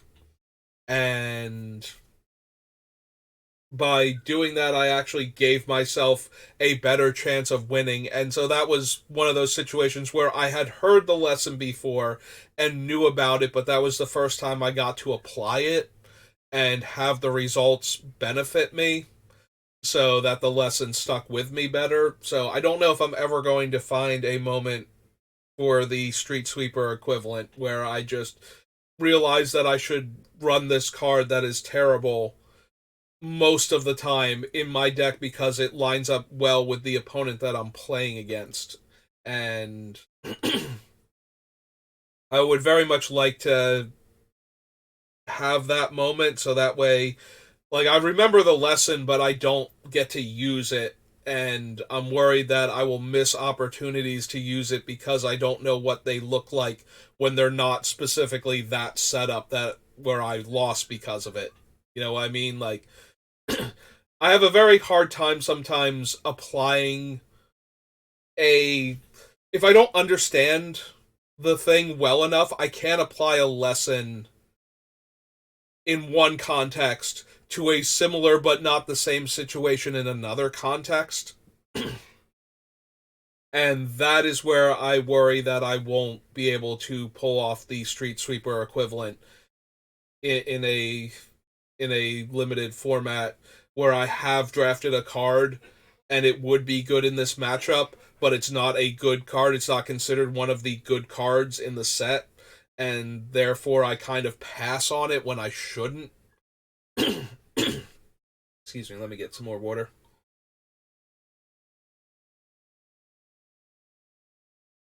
And that is one of the things with learning Magic. I think that's where a lot of players struggle is not they can see a thing done properly, but if they don't understand the game well enough, they can't then take that lesson and apply it to a similar situation where it's not the same setup type of thing. Like when I get to the point where I need to put the Street Sweeper in my deck, it's not going to be a 6 mana 4/6. It's going to be a 5 mana like 1/5 or something.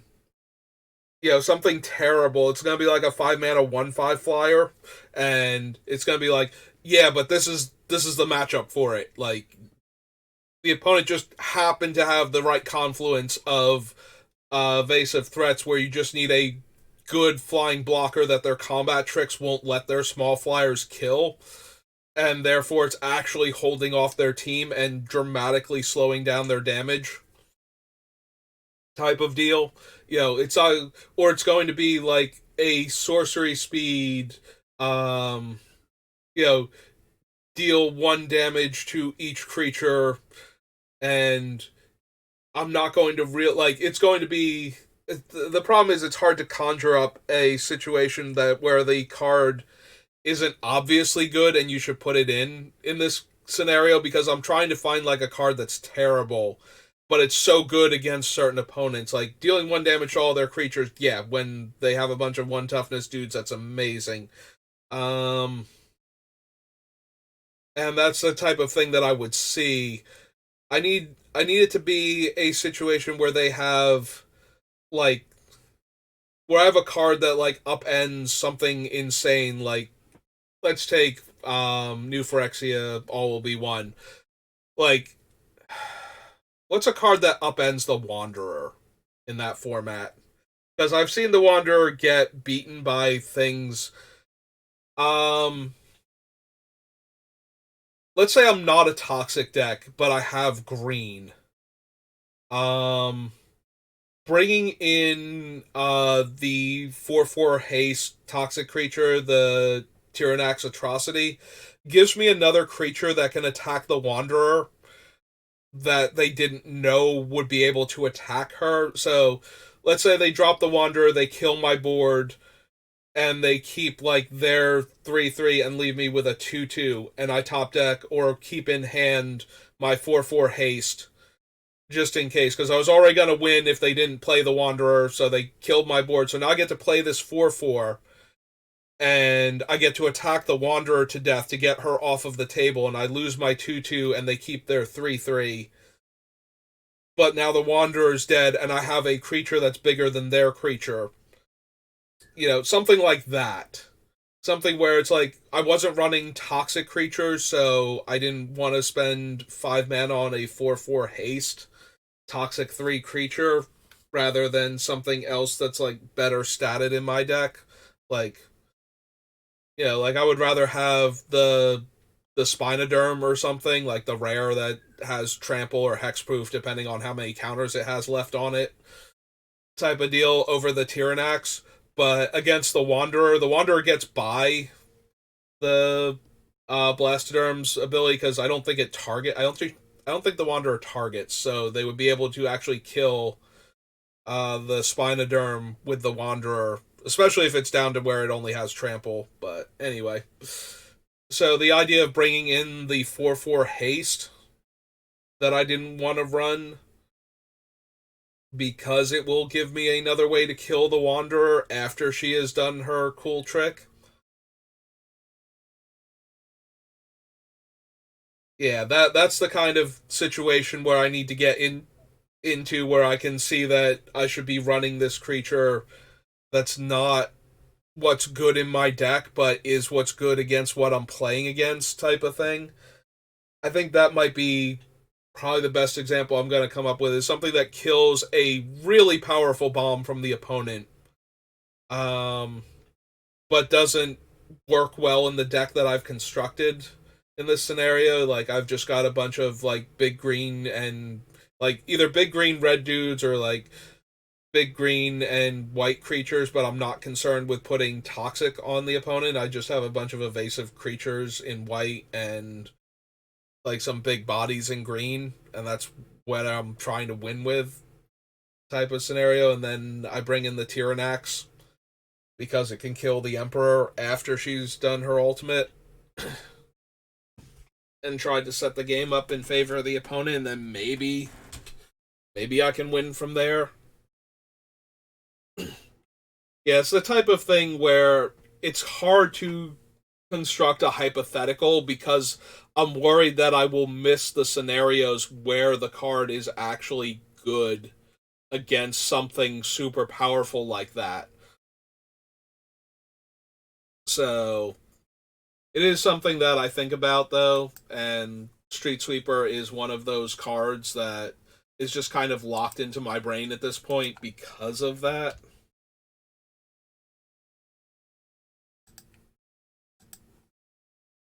Alright, so moving on to one of Magic's other crazy villains.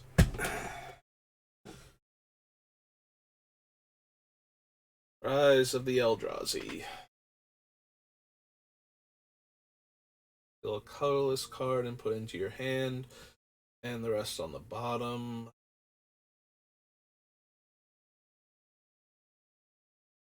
It's weird because the Eldrazi and Infect specifically can work so well together. Like, if you give an Eldrazi Infect, especially a Rise of the Eldrazi Infect, it probably one-shots any player it connects with.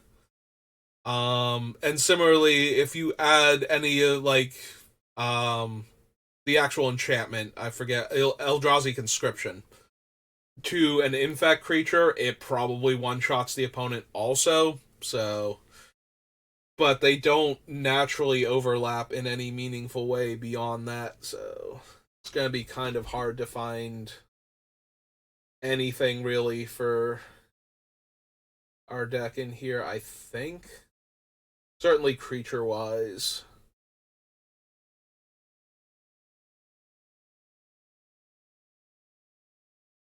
If Cast Through Time were not as expensive as it is, because then we could put it in there, and when we cast one of our spells that targets one of our creatures for the Rot Priest, we would get it back, and then maybe something like Tainted Strike would work better in the deck if it had Rebound. Tainted Strike is one of those, if it had Rebound or Flashback or anything to make it more than a, hey, my creature has Infect until end of turn.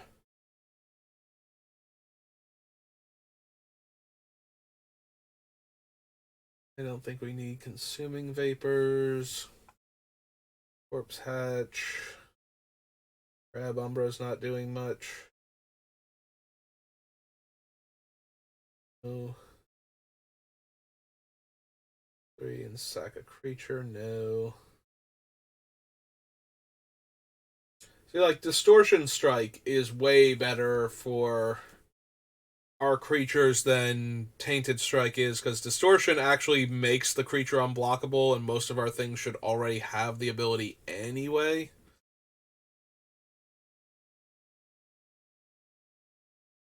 And the extra 1 point of power also helps.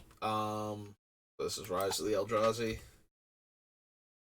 With the infect creatures, so Distortion Strike.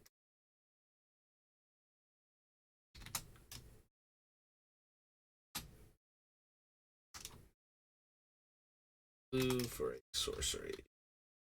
I don't know that it's going to make the deck, but we certainly have enough things that I would want to target with it, plus one card that pays me off for targeting my guys. So between those two facts, I'm inclined to run it.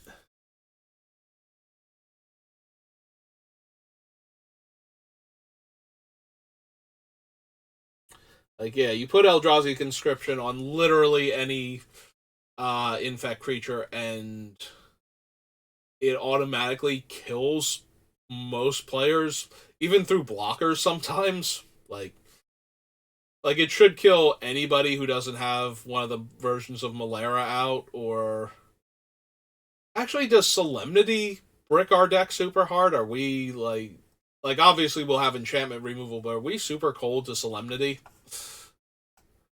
I think we are. I think that's a card that actually shuts us down. Now I'm curious. Yeah, it's all players can't get counters. So not only does it protect the person that has it, it actually shuts down our entire deck while it's in play. So that is a thing to consider.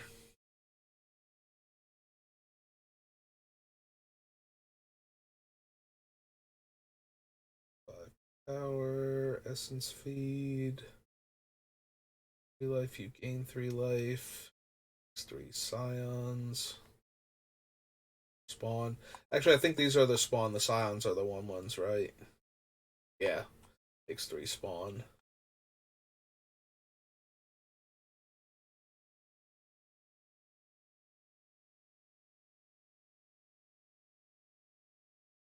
-2, -4, -4. Yeah.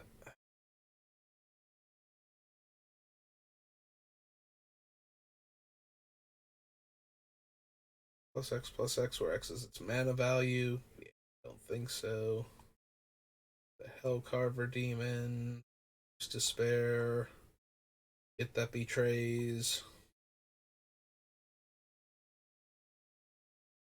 The old green Soul Ring.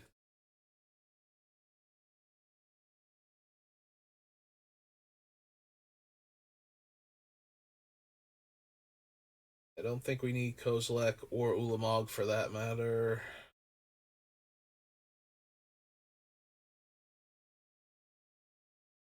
Oh, there's Lighthouse Chronologist.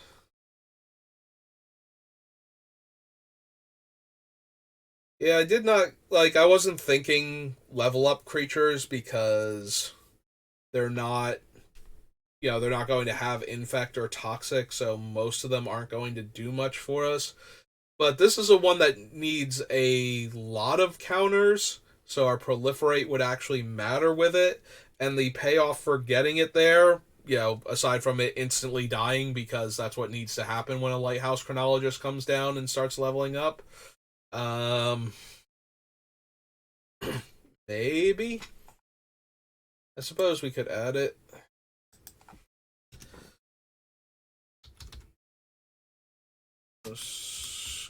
Uh,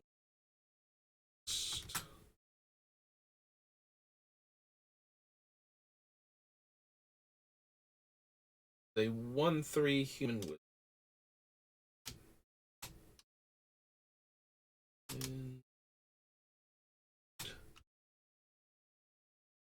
Yeah, the only downside to putting a card like Lighthouse Chronologist in your deck is that it literally never gets to do the thing.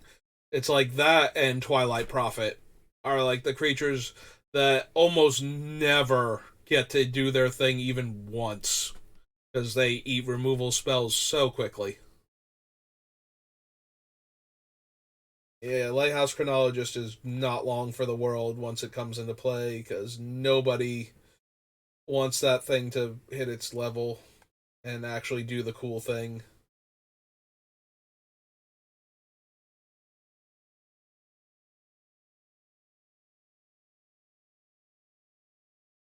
I think we need channelers, narcolepsy, Nest Invader, no.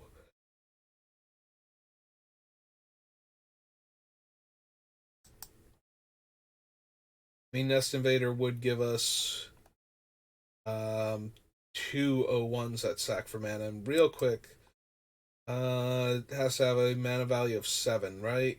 Oh, power of 7. I think Yarok's 1 off. Is it a 6/5 or a 7/5?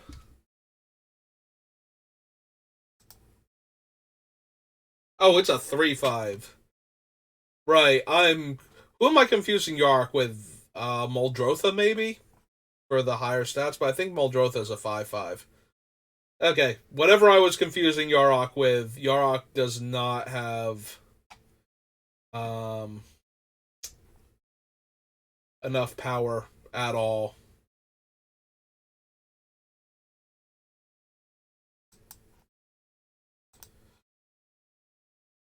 Yeah, for some reason I'm thinking of Yarok as like a 6-5 or something, or a 5-5. And I don't know who I was confusing Yarok with now to think that it had such high power.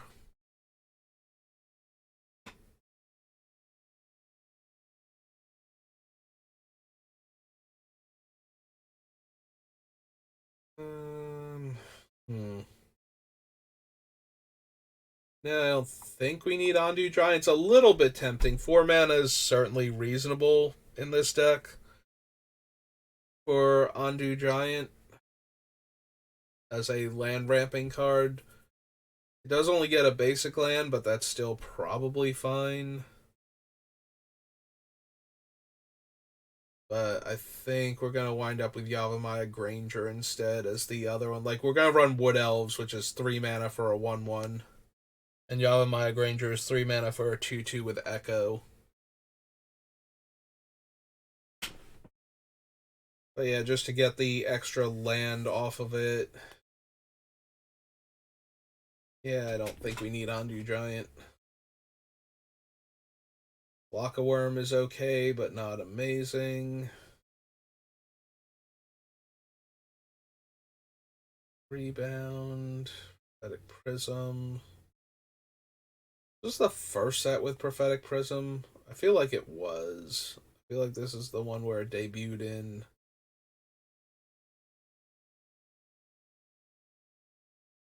Oh no, wait, Gate. Yeah, no, Gate Crash. I'm sorry, I was thinking of Guild Pack for a second. So yeah, I think Prophetic Prism was Rise of the Eldrazi first. Realms Uncharted, no. Cards in target opponent's hand and rebound.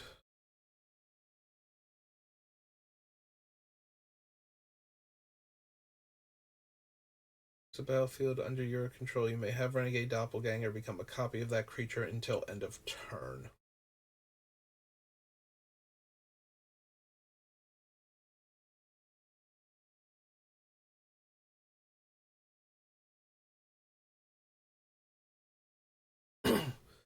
Whenever it deals damage to an opponent, you may draw a card in Totem Armor. Nope.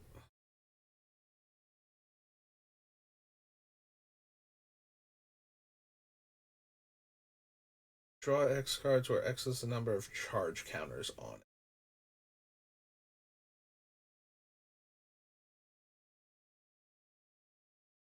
Can't cause you to sacrifice permanents.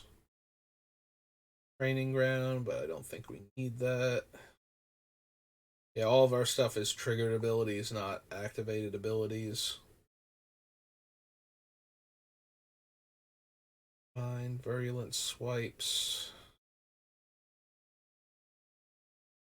Yep, okay. Rise. Rise. We have Rivals.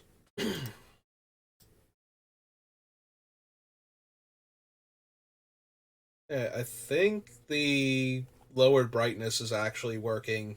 Like, I'm a little bit run down, but we've been going for almost 2 hours, and I was barely making it an hour before, so I think this has helped a lot, actually.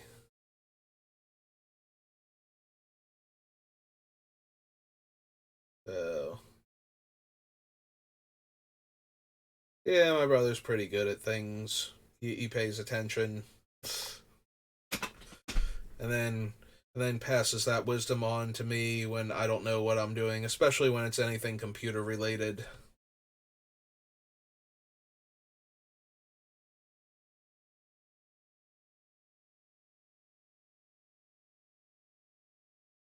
Also, not terrible at Magic either. Definitely, we have different play styles. Like, I've watched him do things where I'm just like, no, I would never do that, and sometimes it's like, yeah, he shouldn't have done that, and other times it's like, no, that's what actually let him win the game. He had a plan and it worked out for him. The cards lined up the way he thought they would when he did that, and so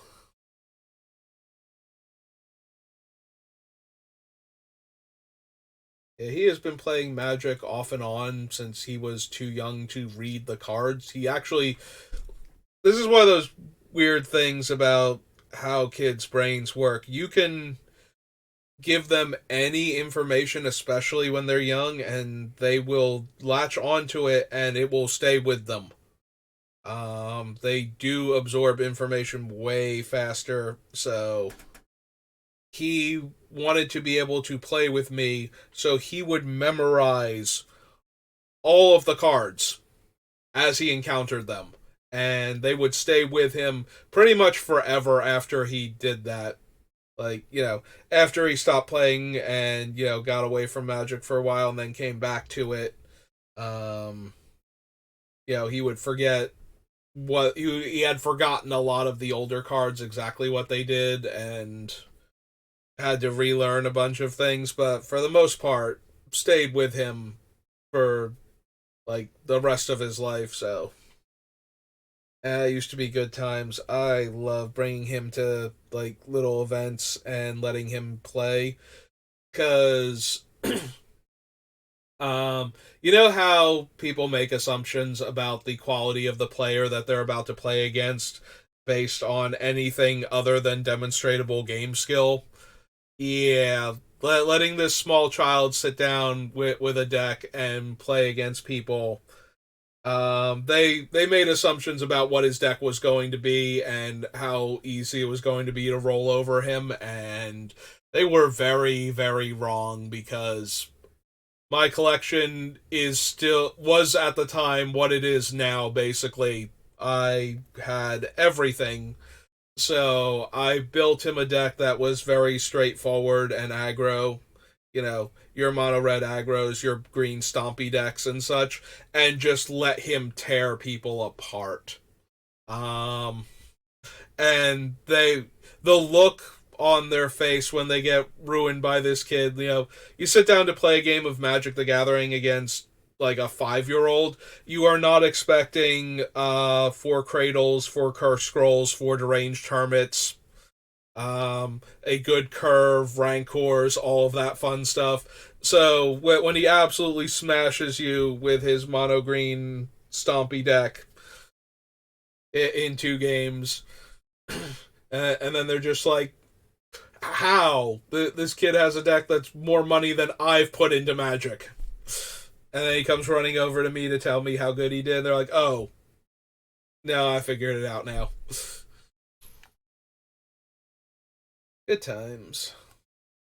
Definitely, definitely one of my favorite stories is watching somebody from like 3 or 4 slots over at the table get absolutely ruined by this 5-year-old, and just the incredulity of it all. Like, how is this happening? Where did this kid get?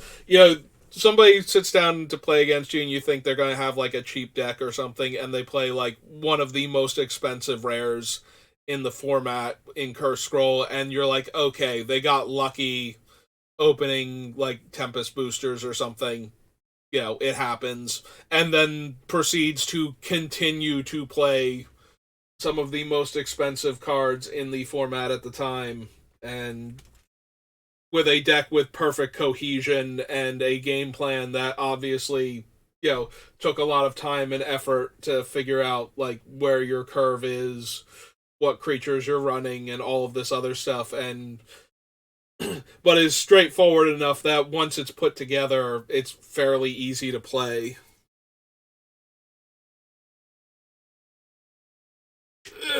Good, good times.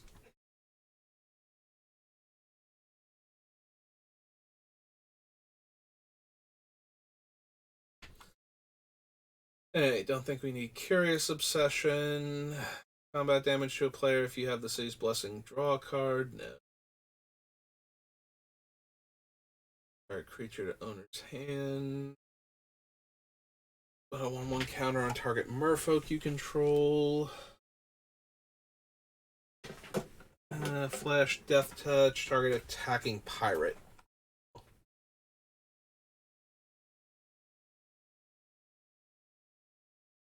Alright.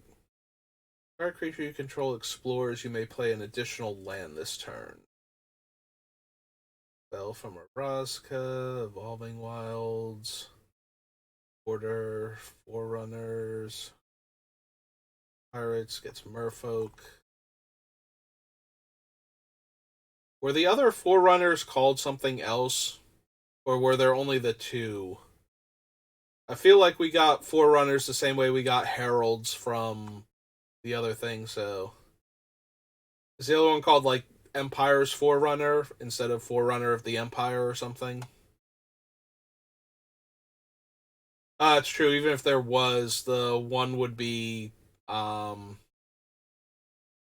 the white one. There's probably a white one for vampires then, since the black one is for pirates, and a red one for dinosaurs. Then, so there might just not be a blue Forerunner since the green one is for Merfolk here.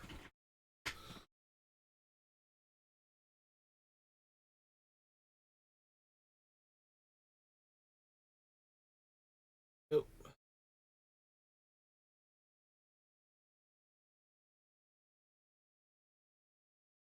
Garrison. Hadana's Climb. Begin combat on your turn. Put a 1/1 counter on target creature you control. Then, if that creature has 3 or more counters, transform this. And the other side is a land that gives +2/+2 and flying. Oh, +X/+X and flying, where X is its power.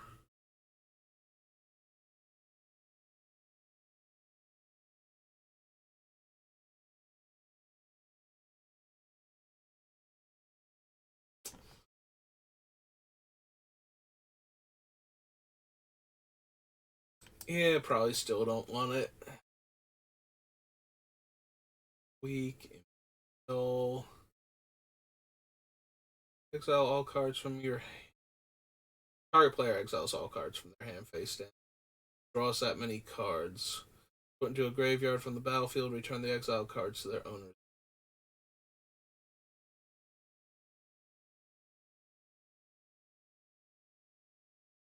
Merfolk, target creature gets +2/+2. Explores twice. Journey to Eternity. Yeah, probably can't set that one up as consistently as I would like. Can't just rely on your opponents to kill your creature as opposed to exiling it or bouncing it.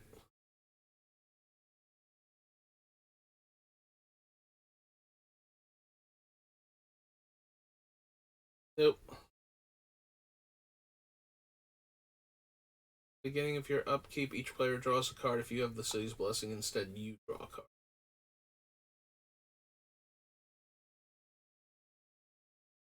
Harpy.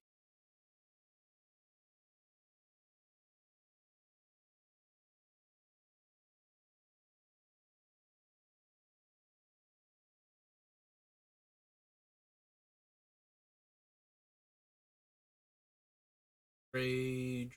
A 1/1.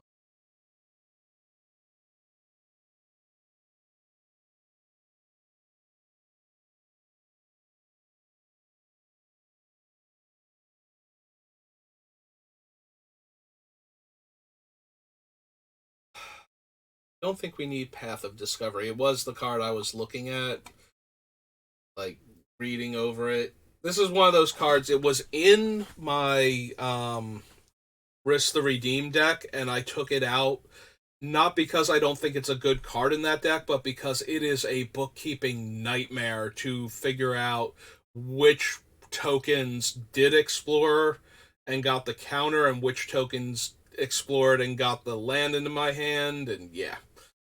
Like, it's hard enough to keep track of all of Riss's stuff to begin with.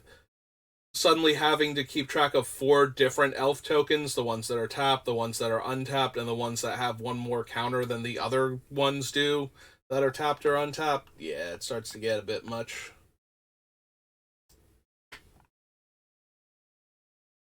So, rivals. This is Ravenous, right? Chupacabra.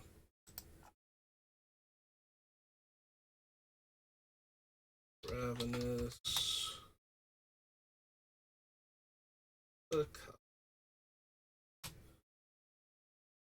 2 black, black. Beast Horror 2.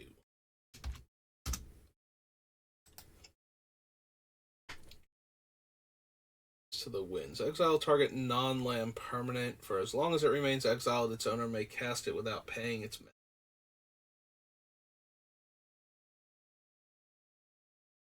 No, probably not.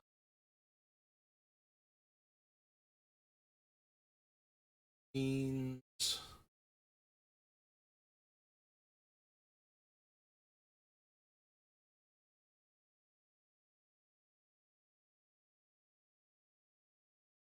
roll 2 anything. Good. Sun. Yep. Okay. Yeah, I wasn't super paying attention to those other cards as I was scrolling down. It's like, oh, I should double check them, make sure I didn't miss anything important. Nope. 2/1/1 counters on each creature you control. Proof to a merfolk. 1/1s and gives them +2/+2. There's Tetzamok, who I don't think we need.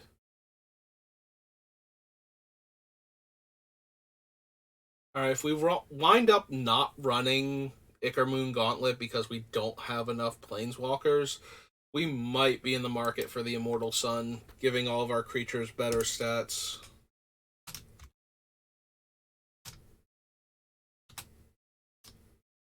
Immortal Sun's a 6-drop, right?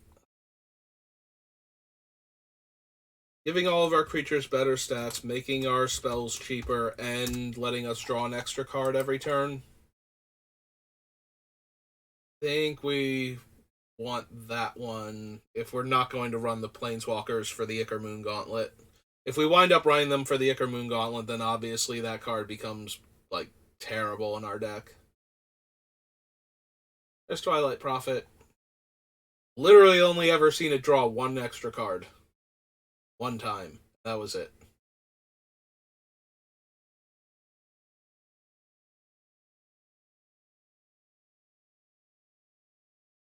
Oh, right, this is Rivals.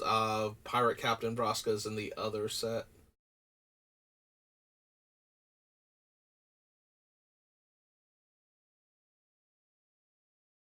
Death Touch. Whenever this creature deals damage to an opponent, that player loses the game.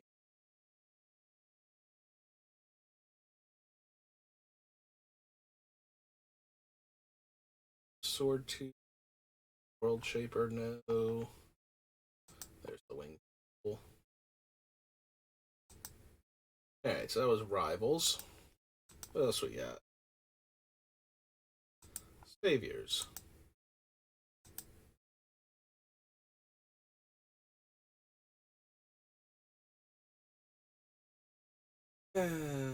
So this does have the channel mechanic. So if there's anything we see that works well with our deck that we can channel, because then we can discard the card to the channel effect, and it would let us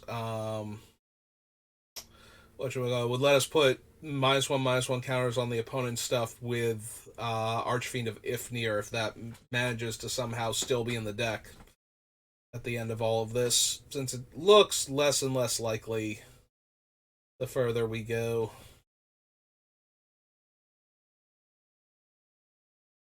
But then again, so does Ichor Gauntlet, if I'm being honest. Like, every time we find a Planeswalker, it's like, that's not doing anywhere near enough for our deck to care. Creature cards from your graveyard to your hand. Cards.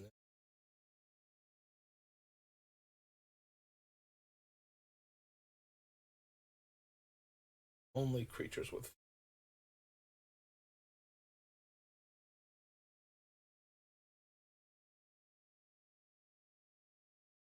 Card and target up his hand. Nope. Back in order. Gain 6 life. Draw card. Nope. Ebony Owl Nitsuki. A Spear Arcane spell. Top card of your library. Put all top 3 cards of your library. Put all land cards into your hand and the rest on the bottom in any order. Soul Shift 2. Swarm, no. Aereo. Aereo's banned in Commander, right? I used to run him in Vintage. I think he's actually banned in Commander. Yep, there he is.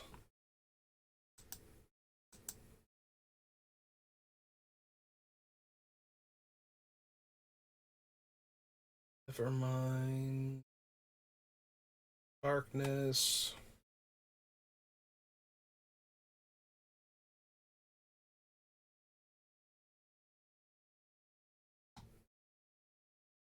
Battlefield, sacrifice at the beginning of the next end step.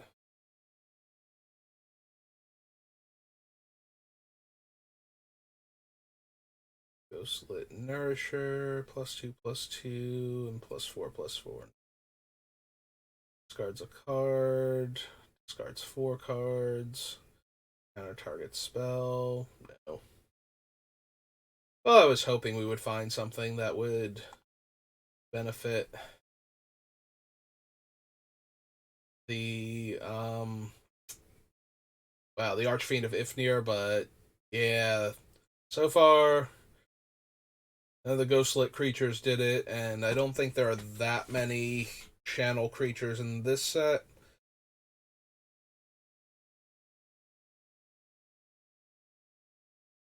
X-X based on the number of cards in your hand.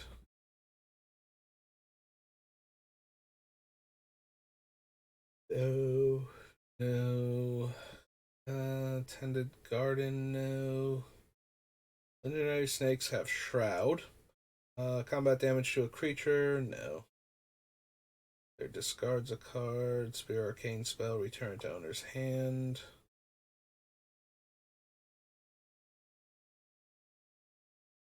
A creature to owner's hand, and same thing.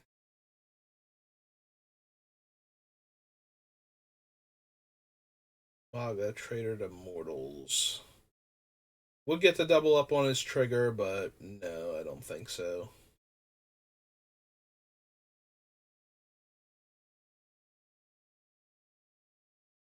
It's 8 life. Whenever another card is put into your graveyard from anywhere, target opponent gains control of Measure of Wickedness. All creatures get -X power, where X is the number of cards in my hand. Hand size, Mirren. Hand target land becomes the basic land type of your choice until end of turn. Chooses one of them. Put that card in your graveyard, the rest in your hand. Never-ending Torment, Soul Shift. Into your hand, untap target land. And -X/-0. Oru can bounce back. Nothing. Each player may bid life. You start the bidding with a bid of any number in turn order. Each player may top the high bid. The bidding ends if the high bid stands. The high bidder loses life equal to the high bid and draws 4 cards. Nope.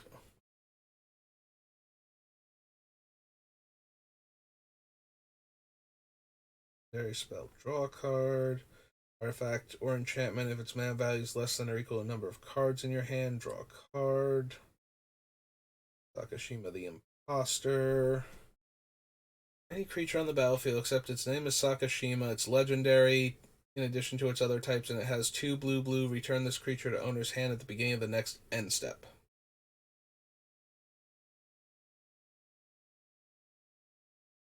Yeah, I don't think so. I mean, we can copy poisonous creatures, and that's neat, but that's about all Sakashima has going for him this time. Although it would let me copy, like, Skittles.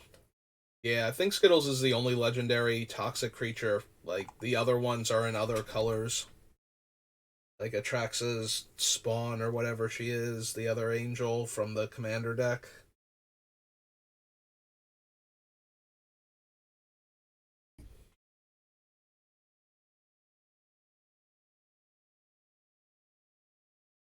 snake tokens. Basic lands, put them in your hand and shuffle. Prevent that damage, remove that many 1/1 counters. That many spirits, yeah.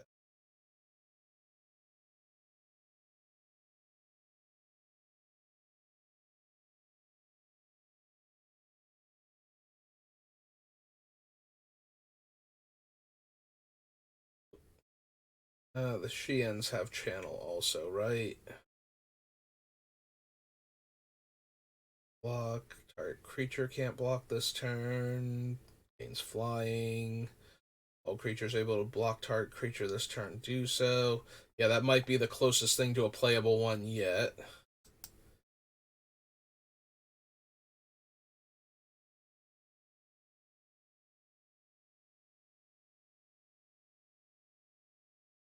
Number of card. And return a land to its owner's hand. Draw a card. Okay. No.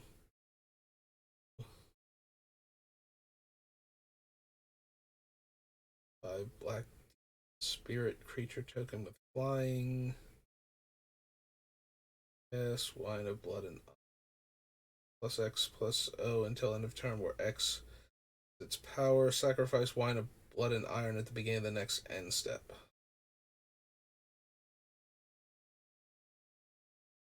Still probably not. Alright, well, we made it up through Saviors of Kamigawa, and while I don't feel anywhere near as drained as I have been for the past few things, and this time I'll remember to update this at the end of it,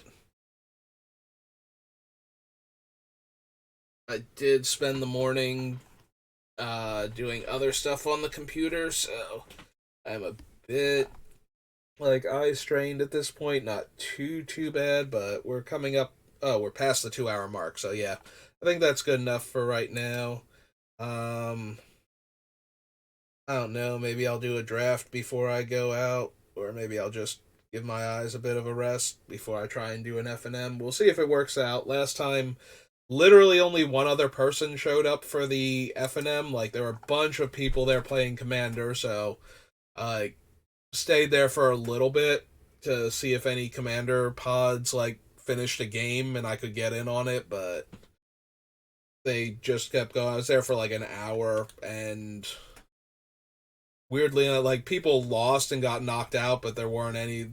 They were like waiting to get back into that particular group's game rather than break off and start another game. So after like an hour of standing around, giving it time, probably not even an hour, probably like 45 minutes, just to see if anybody else showed up for the actual like draft portion of the evening, and nobody did. I left, so hopefully it fares better tonight, but if not, I'll probably be home later tonight doing another draft on Magic Arena.